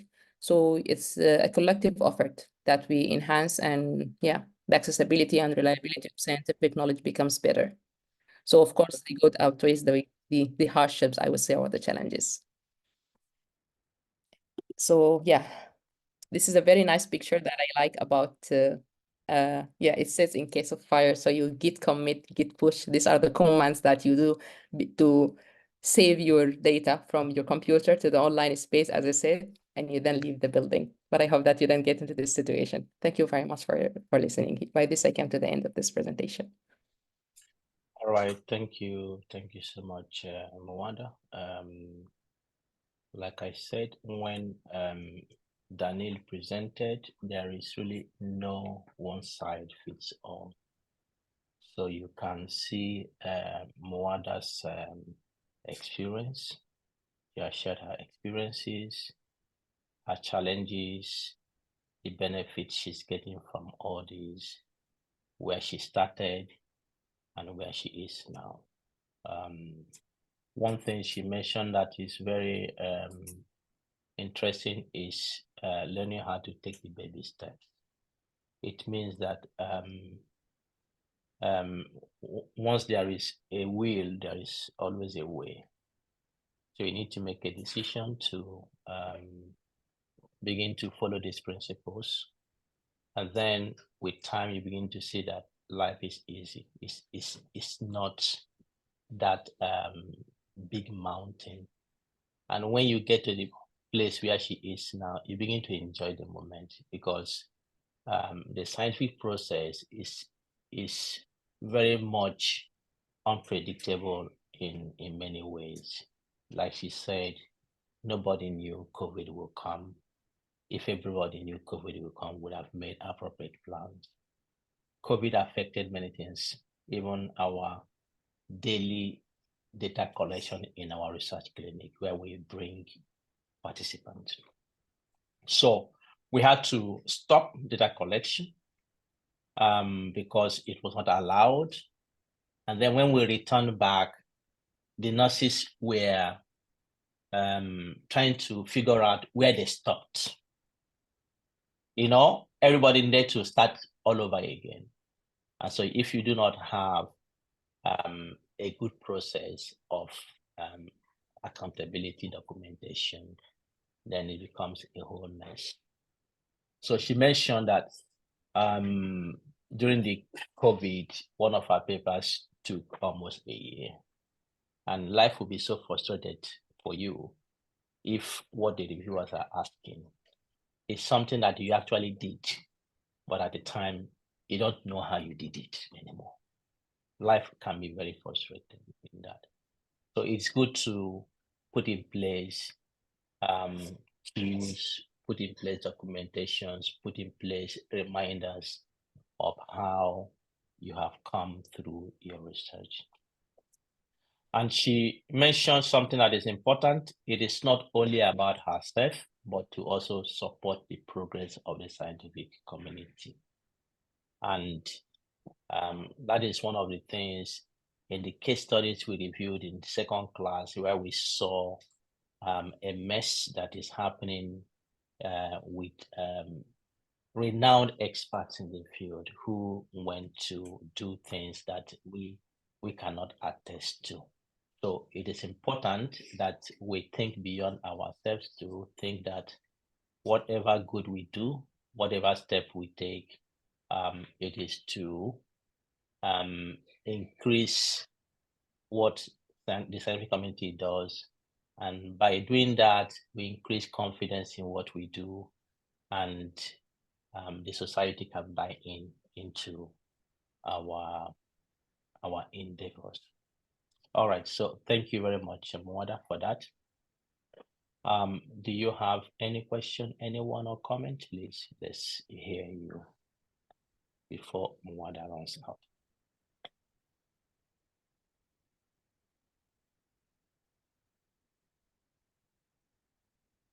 Any comment? Was it clear enough, everyone? Oh, yes, it was clear enough, Professor Bright. All right. Well okay, presented no document, and it's a stressful thing. She did well. Thank you. All right, thank you very much, Mwada. Much appreciated. Please, if you don't mind, and if you want me to share the slides, please just send me a PDF, and then I will circulate it to the participants. Yeah, sure. Thank you very much, and thanks for the audience. All right, I think you have sat enough. Celine is in here, but let's stretch our legs. Let's take the next 10 minutes. 10 minutes. Celine, I will call you in 1 second. Stretch your legs and come back before we start again. 10 minutes.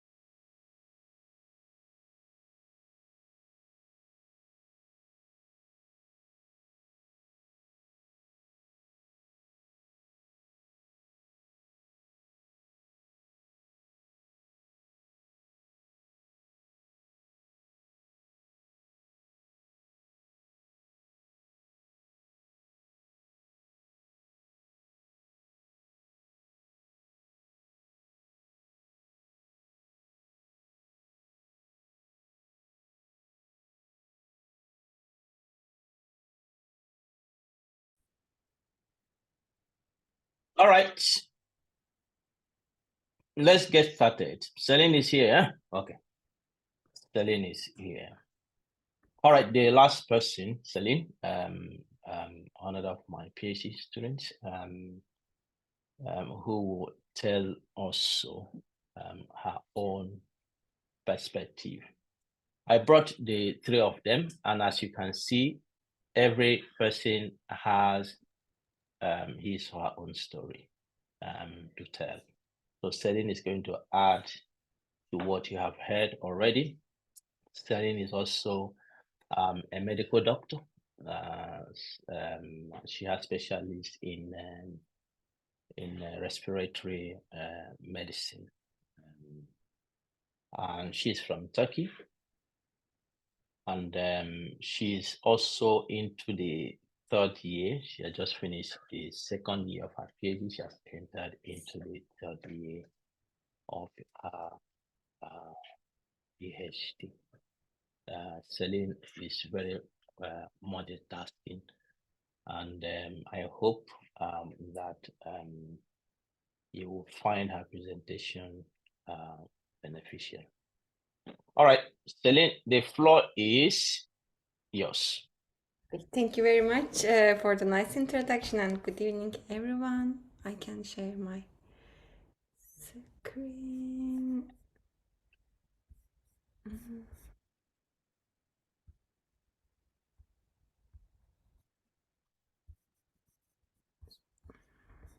Yeah, I think you can. Can you see my screen? Yeah, I can see your screen Okay. perfectly. Yeah, great. Good evening, everyone, again, and thank you for the introduction and also inviting me to present today. I hope I could be helpful. First, I would like to introduce myself very briefly. I am a respiratory medicine physician and currently working as a PhD student in Bright's group. I am mainly interested in asthma and molecular allergology, and my PhD project is about the molecular aspects of cat and dog allergens. We are currently investigating the role of cat and dog allergen on asthma and rhinitis. Today, I would like to mention how I started to implement reproducibility in my research and how it affected my workflow. Actually, I started to interested in research when I was doing my residency in pulmonology. During this period, I attended some small studies and learned to learn how to conduct a study. During this period, I was actually very careful about doing everything properly, but my thinking was if I save everything that I do, that will be enough. So I was saving every reference, all output, all manuscript drafts. Actually, it is what it should be, but without any logical algorithm and proper in advance planning. So it was not actually enough. So in the end, I ended such files like final draft, final draft, final draft stuff. So as you can guess, at the end, it was a bit chaotic and time consuming. But as you know, research contains multiple steps and it was not wise to put all eggs in a basket.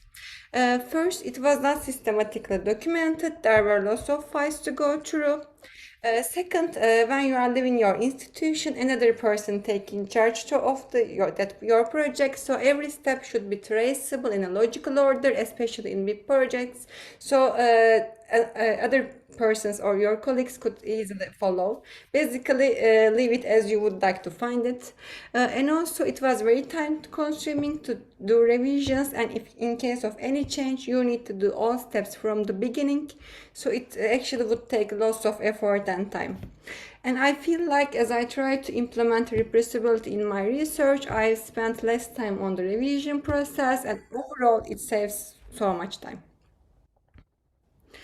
Actually, I learned the reproducibility concept when I started to work with Bright and attended this course. I learned that reproducibility is a really major and essential step of good research practice, and every researcher should definitely need to follow.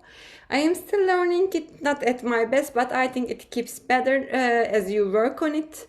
And basically now, instead of putting all eggs in a basket, I try to follow a more systematic approach. So in general, I follow these 4 major steps one by one and prepare a more detailed literature review before I start in project.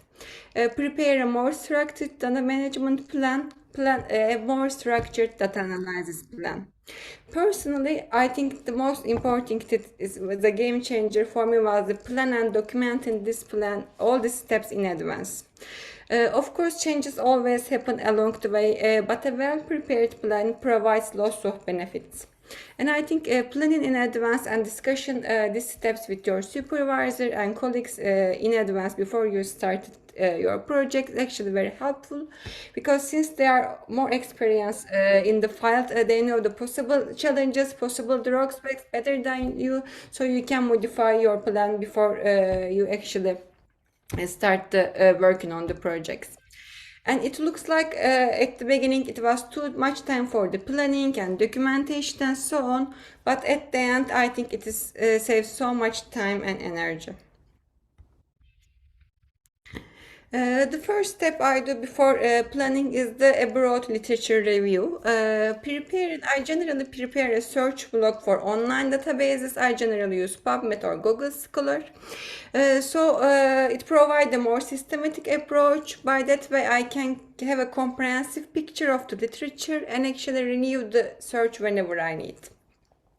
After getting the results in database, I store them in a reference manager, which might be EndNote or Mendeley. But before storing them at EndNote, I started to use Ryan to classify articles, which I find very helpful. Ryan is an online platform which is actually designed for systematic reviews and meta-analysis. But using the Ryan, you can decide which article to include or exclude, and also you can label them and take in your notes. So I think it is very user-friendly. So before I upload them to the software manager, I started to use Ryan and label them according to purpose of my use. So I now upload them my software manager, reference manager after I label them in Ryan. Another program that I use is Connected Papers, which is a website for mapping the articles. It gives a map of articles according to relevance, years, and number of citation. So it gives a comprehensive overview of the literature. So after I finish the screening in Ryan, I also check them if I miss any relevant, important articles that I would like to add. So after I decided the articles that I'm gonna use, I generally try to prepare a short summary in Excel, generally including short notes for the study population, methods, and the primary outcome. It is very helpful, especially when you are writing the manuscript. And then I set up an alarm in PubMed. I know that it is available for other databases, but I use the PubMed version. So if there is a new published article, they send you an email, so you can just add it to your literature review. So you can, be sure that your literature is actually up to date. In literature review, to be honest, I used to first read the results and conclusion section and trying to understand what the researchers find. But now I focus on methods section and now trying to understand how they find. So I've been trying to understand what is the study population. It is population representative or a high-risk group. How they define their variables and what is their justification for these variables. And lastly, which analysis they have performed. I try to compare different methods, what is the advantages or disadvantages, and decide according to well-established and trustworthy references.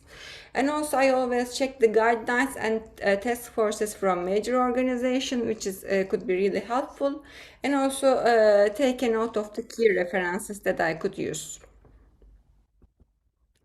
After a good grasp of the literature review, then I can start preparing the study protocol. This generally includes the primary and secondary objectives, study population, a detailed description of the inclusion and exclusion criteria, methods, data analysis plan, timeline, and related references. As you can see, the short summary, it includes the inclusion criteria, dataset, primary outcome, secondary outcome, and so on. Now I would like to mention about the data preparation and statistical analysis plan in the study protocol. Generally, in our projects, we have one main dataset and we select cases by using this main dataset. Before I select cases according to inclusion and exclusion criteria, I generally save the unprocessed dataset in a separate file, so it could be easier to trace back in case of I need it, and save processed data in separate files. In this stage, I think preparing a flowchart helps a lot with a detailed documentation of included and excluded cases, so that you can turn back and prepare a flowchart, but I think it is more helpful to prepare flowchart at this stage. After selecting cases that we are gonna use, the next step is to define dependent and independent variables in the dataset. First, generally, I prepare a list for the dependent variables and independent variables. Then I provide a detailed definition of these variables. I think the most important thing is that this definition should be consistent with the literature, or you need to justify them in a strong scientific basis. I consider my literature review findings, dataset structure, which variables I have, and discuss with my supervisors and colleagues. Because sometimes we usually might not have the gold standard variables, actually, which is the most likely the case, but there are other validated methods that we can use instead of the gold standard method. So I try to find them, try to find most validated method.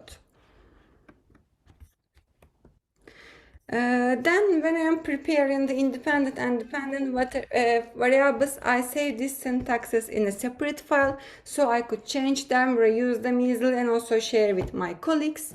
I realized one mistake that I made in writing syntax notes is writing them very shortly.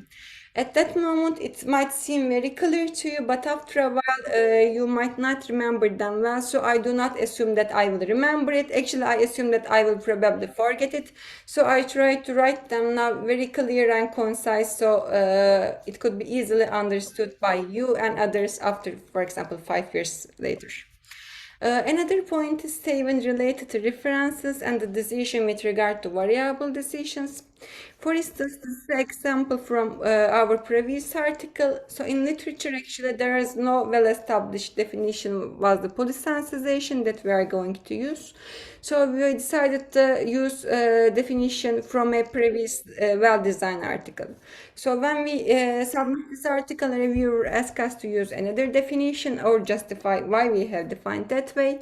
Since we have a strong basis, we previously decided when we explain them and cite the previous article, they accepted it without further questions. So it is good to have a scientific background and say the related differences for the method section. Then after defining the variables in statistical analysis plan, I generally prepare a short summary for the hypothesis and methods and how to handle missing data, which is important for the big data sets, and also prepare a draft for the plan, tables, and figures. It generally changes along the way, but it is very helpful for me to have a draft in my mind before I start analyzing them. Lastly, actually, I used to have all syntax files in one file, which actually did not work for me well for me at this. Now, after saving the raw and processed data in separate files, I started to separate syntaxes for both data analysis and data preparation. So I tried to prepare and classify this folder clear and concise as much as possible, so it could be easily find out after a while. So lastly, I would like to mention about organizing manuscript files. For me, this is the step when things started to get messy with lots of revisions. So I think saving according to date really helps for me. I save each revision for our internal discussion. And also I save each journal submission in a separate file with the decision letters so I can keep track of it. I think revising and saving syntaxes and outputs for the revisions is also very important. Sometimes you might need to change from the beginning. Sometimes you need to revise a part of them. It might be annoying, but it is really helpful to have updated version of syntaxes. So I am still learning and trying to implement reproducibility in my practice. I realize that it gets better when I check the previous project that I did, but there is still many things that I need to learn. Actually, I have now spent more time on planning and documentation, but it reduced time for the review and proof process, I think. So overall, it is not time consuming. And I think it is also very helpful in big projects when you are taking over or someone is taking over your projects. So that's all from me, and thank you very much for listening. I'm looking forward to hearing your questions.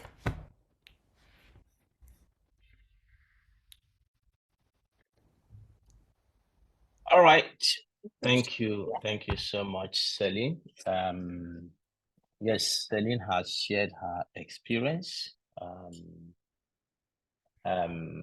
It's not always easy. One, to do research and do it transparently. And it is always a difficult thing to start doing something you are not used to. All right, it's always difficult thing to start doing something you are not used to, and that is a message that runs through Celine's presentation, but you will not know that. But I knew because I am her supervisor, and nowadays I can see she has lots of smiles on her face because she knows she's doing it right and she's happy the way she's going through it. The other thing that that came out from my presentation is that it may take you time. It may be demanding, but the results you get when you do it reproducibly is much more. It saves you lots of problems. She used 5 years. And when we discuss sometimes, Celine has said when she looks at her first paper she published, she does not like looking at it. Anyway, it's a paper, whether she likes it or not, it's a paper. But I used to tell her that that is a sign of growth. It's a sign of growth. It's a sign that you are implementing what you have learned and then you are making progress. That is always what happens when you come to a point and then you look at what you did in the past and then say, wow, did I do this? What was I thinking when I did this? Yes, so it's a sign of growth. So I think one of the key thing Celine is trying to encourage us this evening is to take the pain that is required to learn to make your research reproducible, and in the end, you will be the happy one because it will make your life quite easy. Celine, thanks very much for that. So I'll open the floor for questions or comments. I see that Daniel is here. Wada is also here. So if you have questions for across the three presenters, please, the floor is open. Let's hear from you.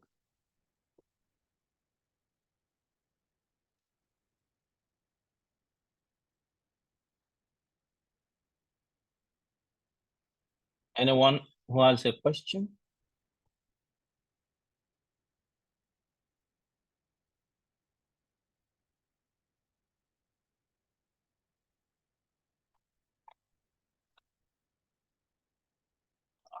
Celine and Nico, don't be worried. This is a class that is very much silent, but they are there.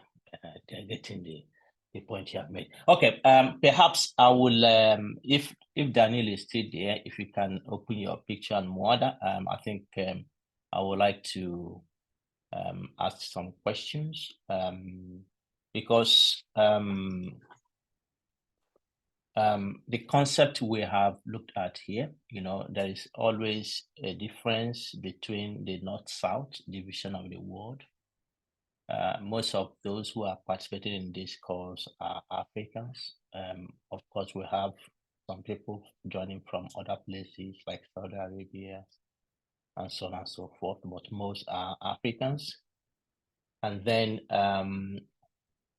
the practice we are discussing in this course are not handy. They are not things that people in Africa are used to. Okay, they're not the things they are used to. But you have taken this journey, and I remember anytime I teach this course, even here in Sweden, I always get the same feeling. People come to say, wow, I didn't know that scientists can cheat. I didn't know that these things like this can happen. I didn't know. I always get that kind of feeling. and I think it brings lots of motivation to many people to ensure that they are working in the right direction. In fact, I have had classes where the participants were at the final stage of their PhD. Yeah, the final stage of their PhD. And one of the responses I get from them, wow, why didn't I learn these things before I started my PhD? It would have made my life so easy. There are things I can go back now. I think I should have done better. Okay, so Daniel, aside from you, do you think if you're given opportunity to choose to go back to where you were before you started doing things reproducibly, or to continue in this direction, do you think which one is easier for you to handle? Well, I think actually for me it's still quite. It doesn't come very easy to do reproducible work because it takes extra steps, extra thought, extra planning. But I think it's one of the things that was great with your course, I think, is, the cost of not working reproducibly was highlighted so clearly with the examples you mentioned about there was some psychiatry professor or something that was cheating and working on his own and so on. And I think those things can really make it easier to work through the extra steps because you know what the other side can bring, what disastrous consequences not working correctly or doing things right can lead to. So I think, I wouldn't say it. I don't think it ever becomes very easy because it's extra work and extra thought, but it's something you learn to appreciate, and it makes you more proud of your work, I think, because you can be more confident in your results and your achievements and what you present to the world. So I think, yeah, it's tough, but it's worth it and more enjoyable to some extent. So you don't think you ever go back to where you came from? I hope not. I hope not. Right. Yeah, what Daniel is saying, you wouldn't know the impact of this until you are caught in the act of not doing it reproducible. What I Yeah, mean is because it the doesn't have to pain. be malicious either. It can be benign, but Yeah, the yeah, consequences are bad anyway. yeah, So yeah. it was very good examples in the course. Yeah, yeah. It can be tough. You know, the project we did for BBV, most of you will not understand it, but as a project, Daniel and I were involved in, I led that project. And that project was an update to a project we did 10 years before we started this project. And it was really painful when we're updating it 10 years after. Because at the time we did it, I have not, got into this concept. So all the files we used, everything we were thrown out of the window. And we never thought that a day will come when we would be updating this project. I never thought about that. And so from somewhere, we got a call to see, can we update this? Goodness me. And I was the one that was called, and I was the one who was in charge. So I went through my files. I never found any trace. So everything went. And of course, I have changed institutions in different countries. It was painful. So what I did was to recruit people who will go back to the papers we have published and then begin to retrieve the information by one. It wasn't easy. And I know the guy I assigned to do that, he said right after this, I wouldn't do this type of job anymore because it's a mess. It's a dangerous kind of job, Yeah. But it's really painful. It's really painful to be in this kind of position. So yeah, what Daniel was saying is that it doesn't need to be a misconduct. It's just a pain of not documenting what you have done, even for yourself. It becomes very painful. I have faced it, and I know what it is. All right. Let me come to you, Mwada. What is so far you have come through, what is the most difficult for you doing your research reproducibly? Can you think about? If you can't remember now, I can take the next question that has come there, then you can think to let us know what is the most difficult thing for you. Well, I mean, as I stated in my presentation, I mean, the whole concept for me was kind of new. And the challenge of, as I said, delving into this programming thing as someone who really, I think I escaped engineering because of this. So, but I also loved medicine for that. So knowing that I would be doing a PhD that would require, a full-time in terms of dedicating my time for learning about my PhD and the subject itself.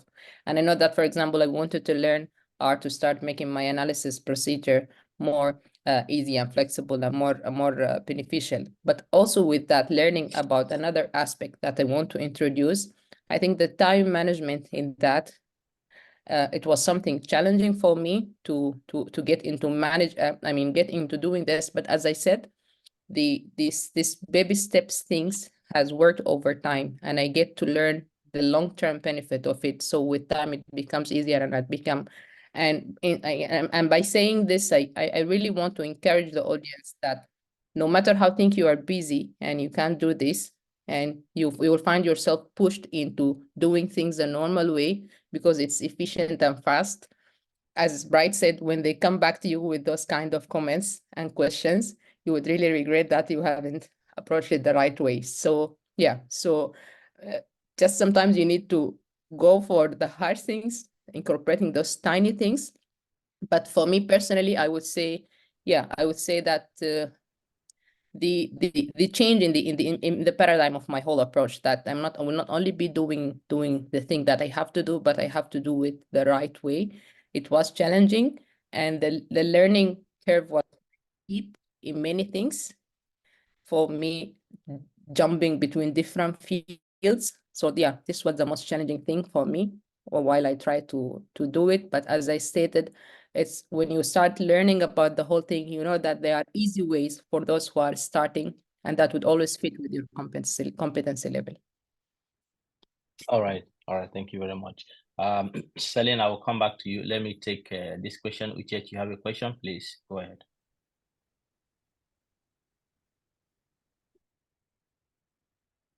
Uchet, are you there? I see your hand up.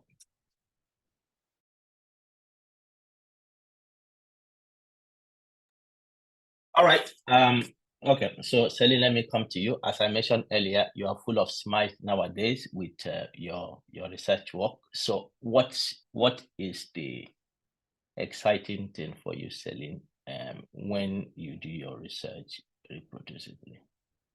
Yeah, actually, I struggle with, when I'm computing variables and data analysis, because I always hesitate that if I made a mistake, especially, after looking the screen, after a while, you got, distracted. So next day when I came to the, office, I checked the analysis that I did before. Because sometimes even the imputation of 0 and 1 really matters a lot. It looks like a small mistake, but it can change all your results. So I am running that all over again to make sure that I am on the right track. So it's kind of stressing and give me anxiety actually. Yeah. Mm-hmm. Yeah, because Yes. Yeah. Go ahead. Yeah, I saw, I think in JAMA paper, it was a, randomized control trial, and, in the output, they mistakenly input the 0 as 1 and 1 to 0. So they recorded people and we publish again. So, even, in the big journals and big research groups, since we are human, this mistake such can happen. So, I always, try to double check them again. So, but yeah, still. Kind of. Yes, yeah, it is very important really to understand that much of the research you do is not a one-time event. A time may come and then it's, the concept I'm doing is related to what I did in my master's degree or in my medical degree. Let me go back to the data I used to do that. But this might have taken many years when you use that data. So if there is not a good documentation transparently made, then you will struggle. Sometimes you may not be able to crack what you have done. So the emphasis we are bringing in this course is beyond the misconduct that happened in the research, for your own appreciation of your research process and for the appreciation of others, for transparency. You need to develop this culture. And one of the nuggets we listened to was like, it says that reproducibility is like brushing your teeth. Once you learn it, it's easy to, you wouldn't want to go back really. I teach, when I teach and when I supervise, I like to make it quite practical. I want the student to live and to learn something from it. And one of the approaches to teaching I like is teaching you to fail. And of course, that is not applicable to everybody. But when I understand where you are, I can give you a task that will make you to fail in that task. And that failure itself is the lesson. When you learn from that failure, you wouldn't want to fail again. And so I had a medical student who came to me during the COVID, and then he came, he was very enthusiastic. He has not done data analysis before, but he wanted to learn and then do it. So I said, okay, I gave him a project to go and do some coding. He has not used SPSS before. I gave him links to study the videos and and come back. So we had a day we fixed for meeting. And then the day before the meeting, he wrote me, can we meet day after that? I said, okay. And once I got that email, I knew something was happening there. And I was happy something was happening. And so the day we met, he was quite stressed. And then he was telling me that he didn't know this is what it takes. It has taken him. He said, do you know, I didn't sleep the whole night and I have not had my breakfast. It was 12 noon. Oh, goodness me. So he was expressing frustration, and I was laughing. So he said, why are you laughing? It's not fun. I said, well, tell me, what is the problem? Then he showed me what he was doing. And so he was doing it manually. He was recording one manually. So I laughed and I laughed. I said, no, that is not the way it's done. Then it was something you can do in a few seconds. So a few seconds, I guided him to redo what he has done. And he said he was just calling himself stupid. He said, how can I said, I've been doing this for days to record this thing manually, okay? But you couldn't do it manually. So what that happened, that did to him was that he recovered from that mistake and he learned. After that experience, he was fantastic. I was proud of him. Then I taught him how to document his processes. Sometimes he will come and then he will go back to his syntax. We see where the mistake is. He will correct it. So you have to learn. And when you learn it, you wouldn't want to go back. He never wanted to go back to manually. He wouldn't want to have sleepless nights to do that. He wouldn't want to miss his breakfast. He wouldn't want to be frustrated, and life becomes easier for him. So that is what we are speaking about. You may be in a hurry to do your research, but there is also a cost for that. You need to take your time, think about it. It's not just about yourself. It's about doing things right and for the whole scientific community. All right, Uchechi, let me ask you again. Let me see if you can unmute yourself from your end and speak, please. I see your hand still up. Are you able now, Uchechi, to unmute?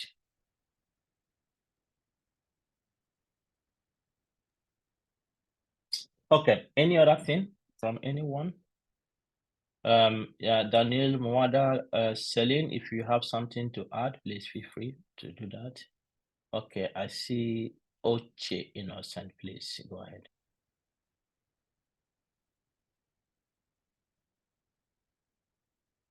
All right, good evening. Good evening. Professor. Good evening, all the presenters. It's been a very, very educative and eye-opening section of the presentation thus far. I'm from the social sciences, sociology specifically. I think the major take-home for me from the various presentations today is transparency, integrity, and openness in our research, and more importantly, documenting it. I've done some manual documentation in the course of my MSc work, and during my PhD research, I switched over doing electronic, but not some of those advanced packages, just presented in the various presentation this evening. One other thing I find very interesting was when I had to go back to look through my MSc work to triangulate. I found that my documentation then were more manual, and some aspect of it is gone. We painstakingly go through getting those manuals again. But at the PhD level, I think that never came up. For us in the social sciences, I will not say reproducibility is difficult, but if there's anything I've taken away so far from this course, 5 weeks and today's presentation, is how to do it more better than I've been doing it before. And then the better will not be time consuming for me again. Will not be time consuming as it used to be. And then very much important is the fact that I'm confident, even if the torchlight is not that enormous in Africa now about what we're dealing with here. I know it will come. I'm confident that even if we're at the end of our race that time, we're bold and confident with what we have researched and contribute to knowledge as well as the society. Thank you very much for what you've been doing.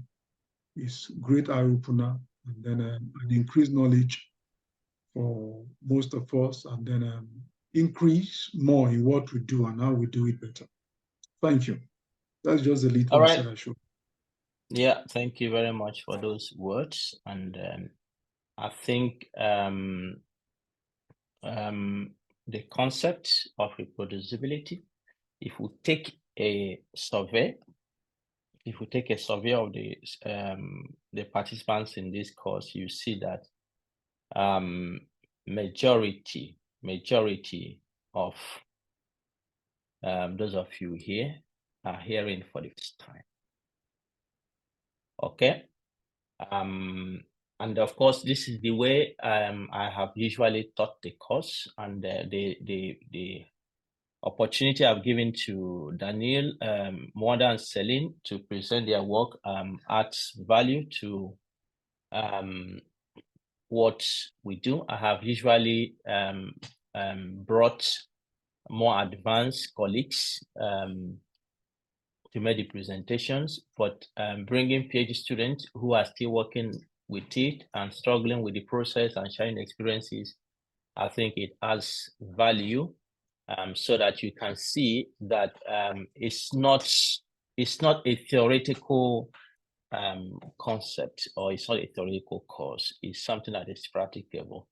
And these experiences, I believe, will support what you're doing. Okay, Uche, I see you are back. Can you unmute now and speak? I don't know what is causing you not to be able to unmute yourself.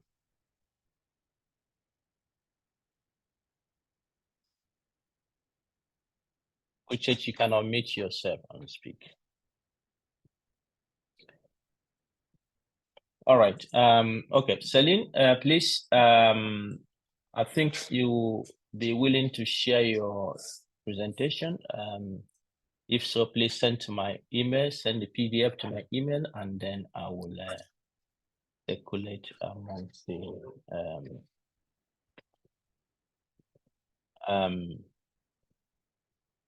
okay. Uchechi is asking, how can you start learning? You start learning with your group project. You start learning with your group project. That is the only way you can start learning. So once you have done your group project, on Saturday, you'll be presenting it. So after that, you get to work. Then you begin to put it into practice in your own project. I like the term Mwadas use, baby steps. Rome was not built in a day. It took time. So please take the baby steps. And as I shared in the last example, failures and mistakes are part of the process of learning. Make that mistake and correct yourself. Don't be afraid to make mistake. If you're afraid to make mistake, then you wouldn't learn. So I think that is the way you can start to learn. All right, let's really give our presenters a very warm round of applause. We'll just use the reaction there and give them a round of applause. Thank you, Daniel. Thank you, Mwanda. Thank you, Celine, for spending your evening with us.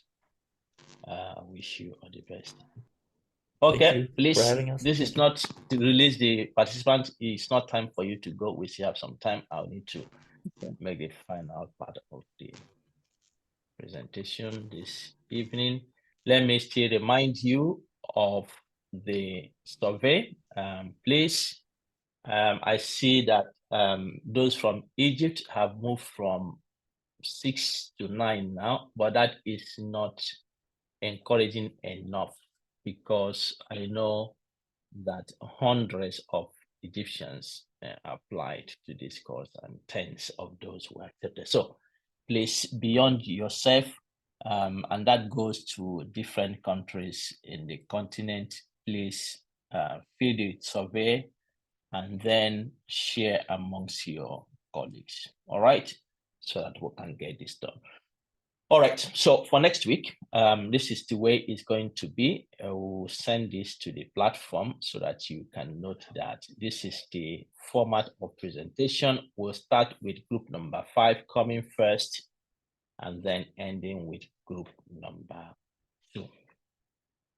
All right, ending with group number 2. So take note, if you need help in your groups, please invite us to your group so that we can come and see what the problem is. And before we go, let me give group number 8 another opportunity. Do you have your nuggets now to present group number 8?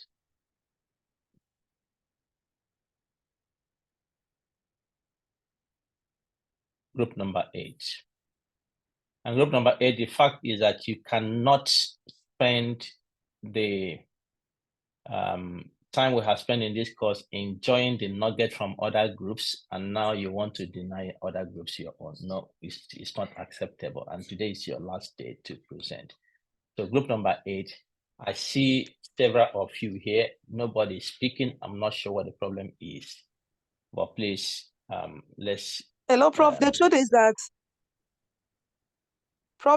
that, the person that was to make a presentation is not available. I don't know whether it's network issue, but we promise to do that next week. No, there is no present. You can't present your nugget next week. Today is your last day. You can't present it next week.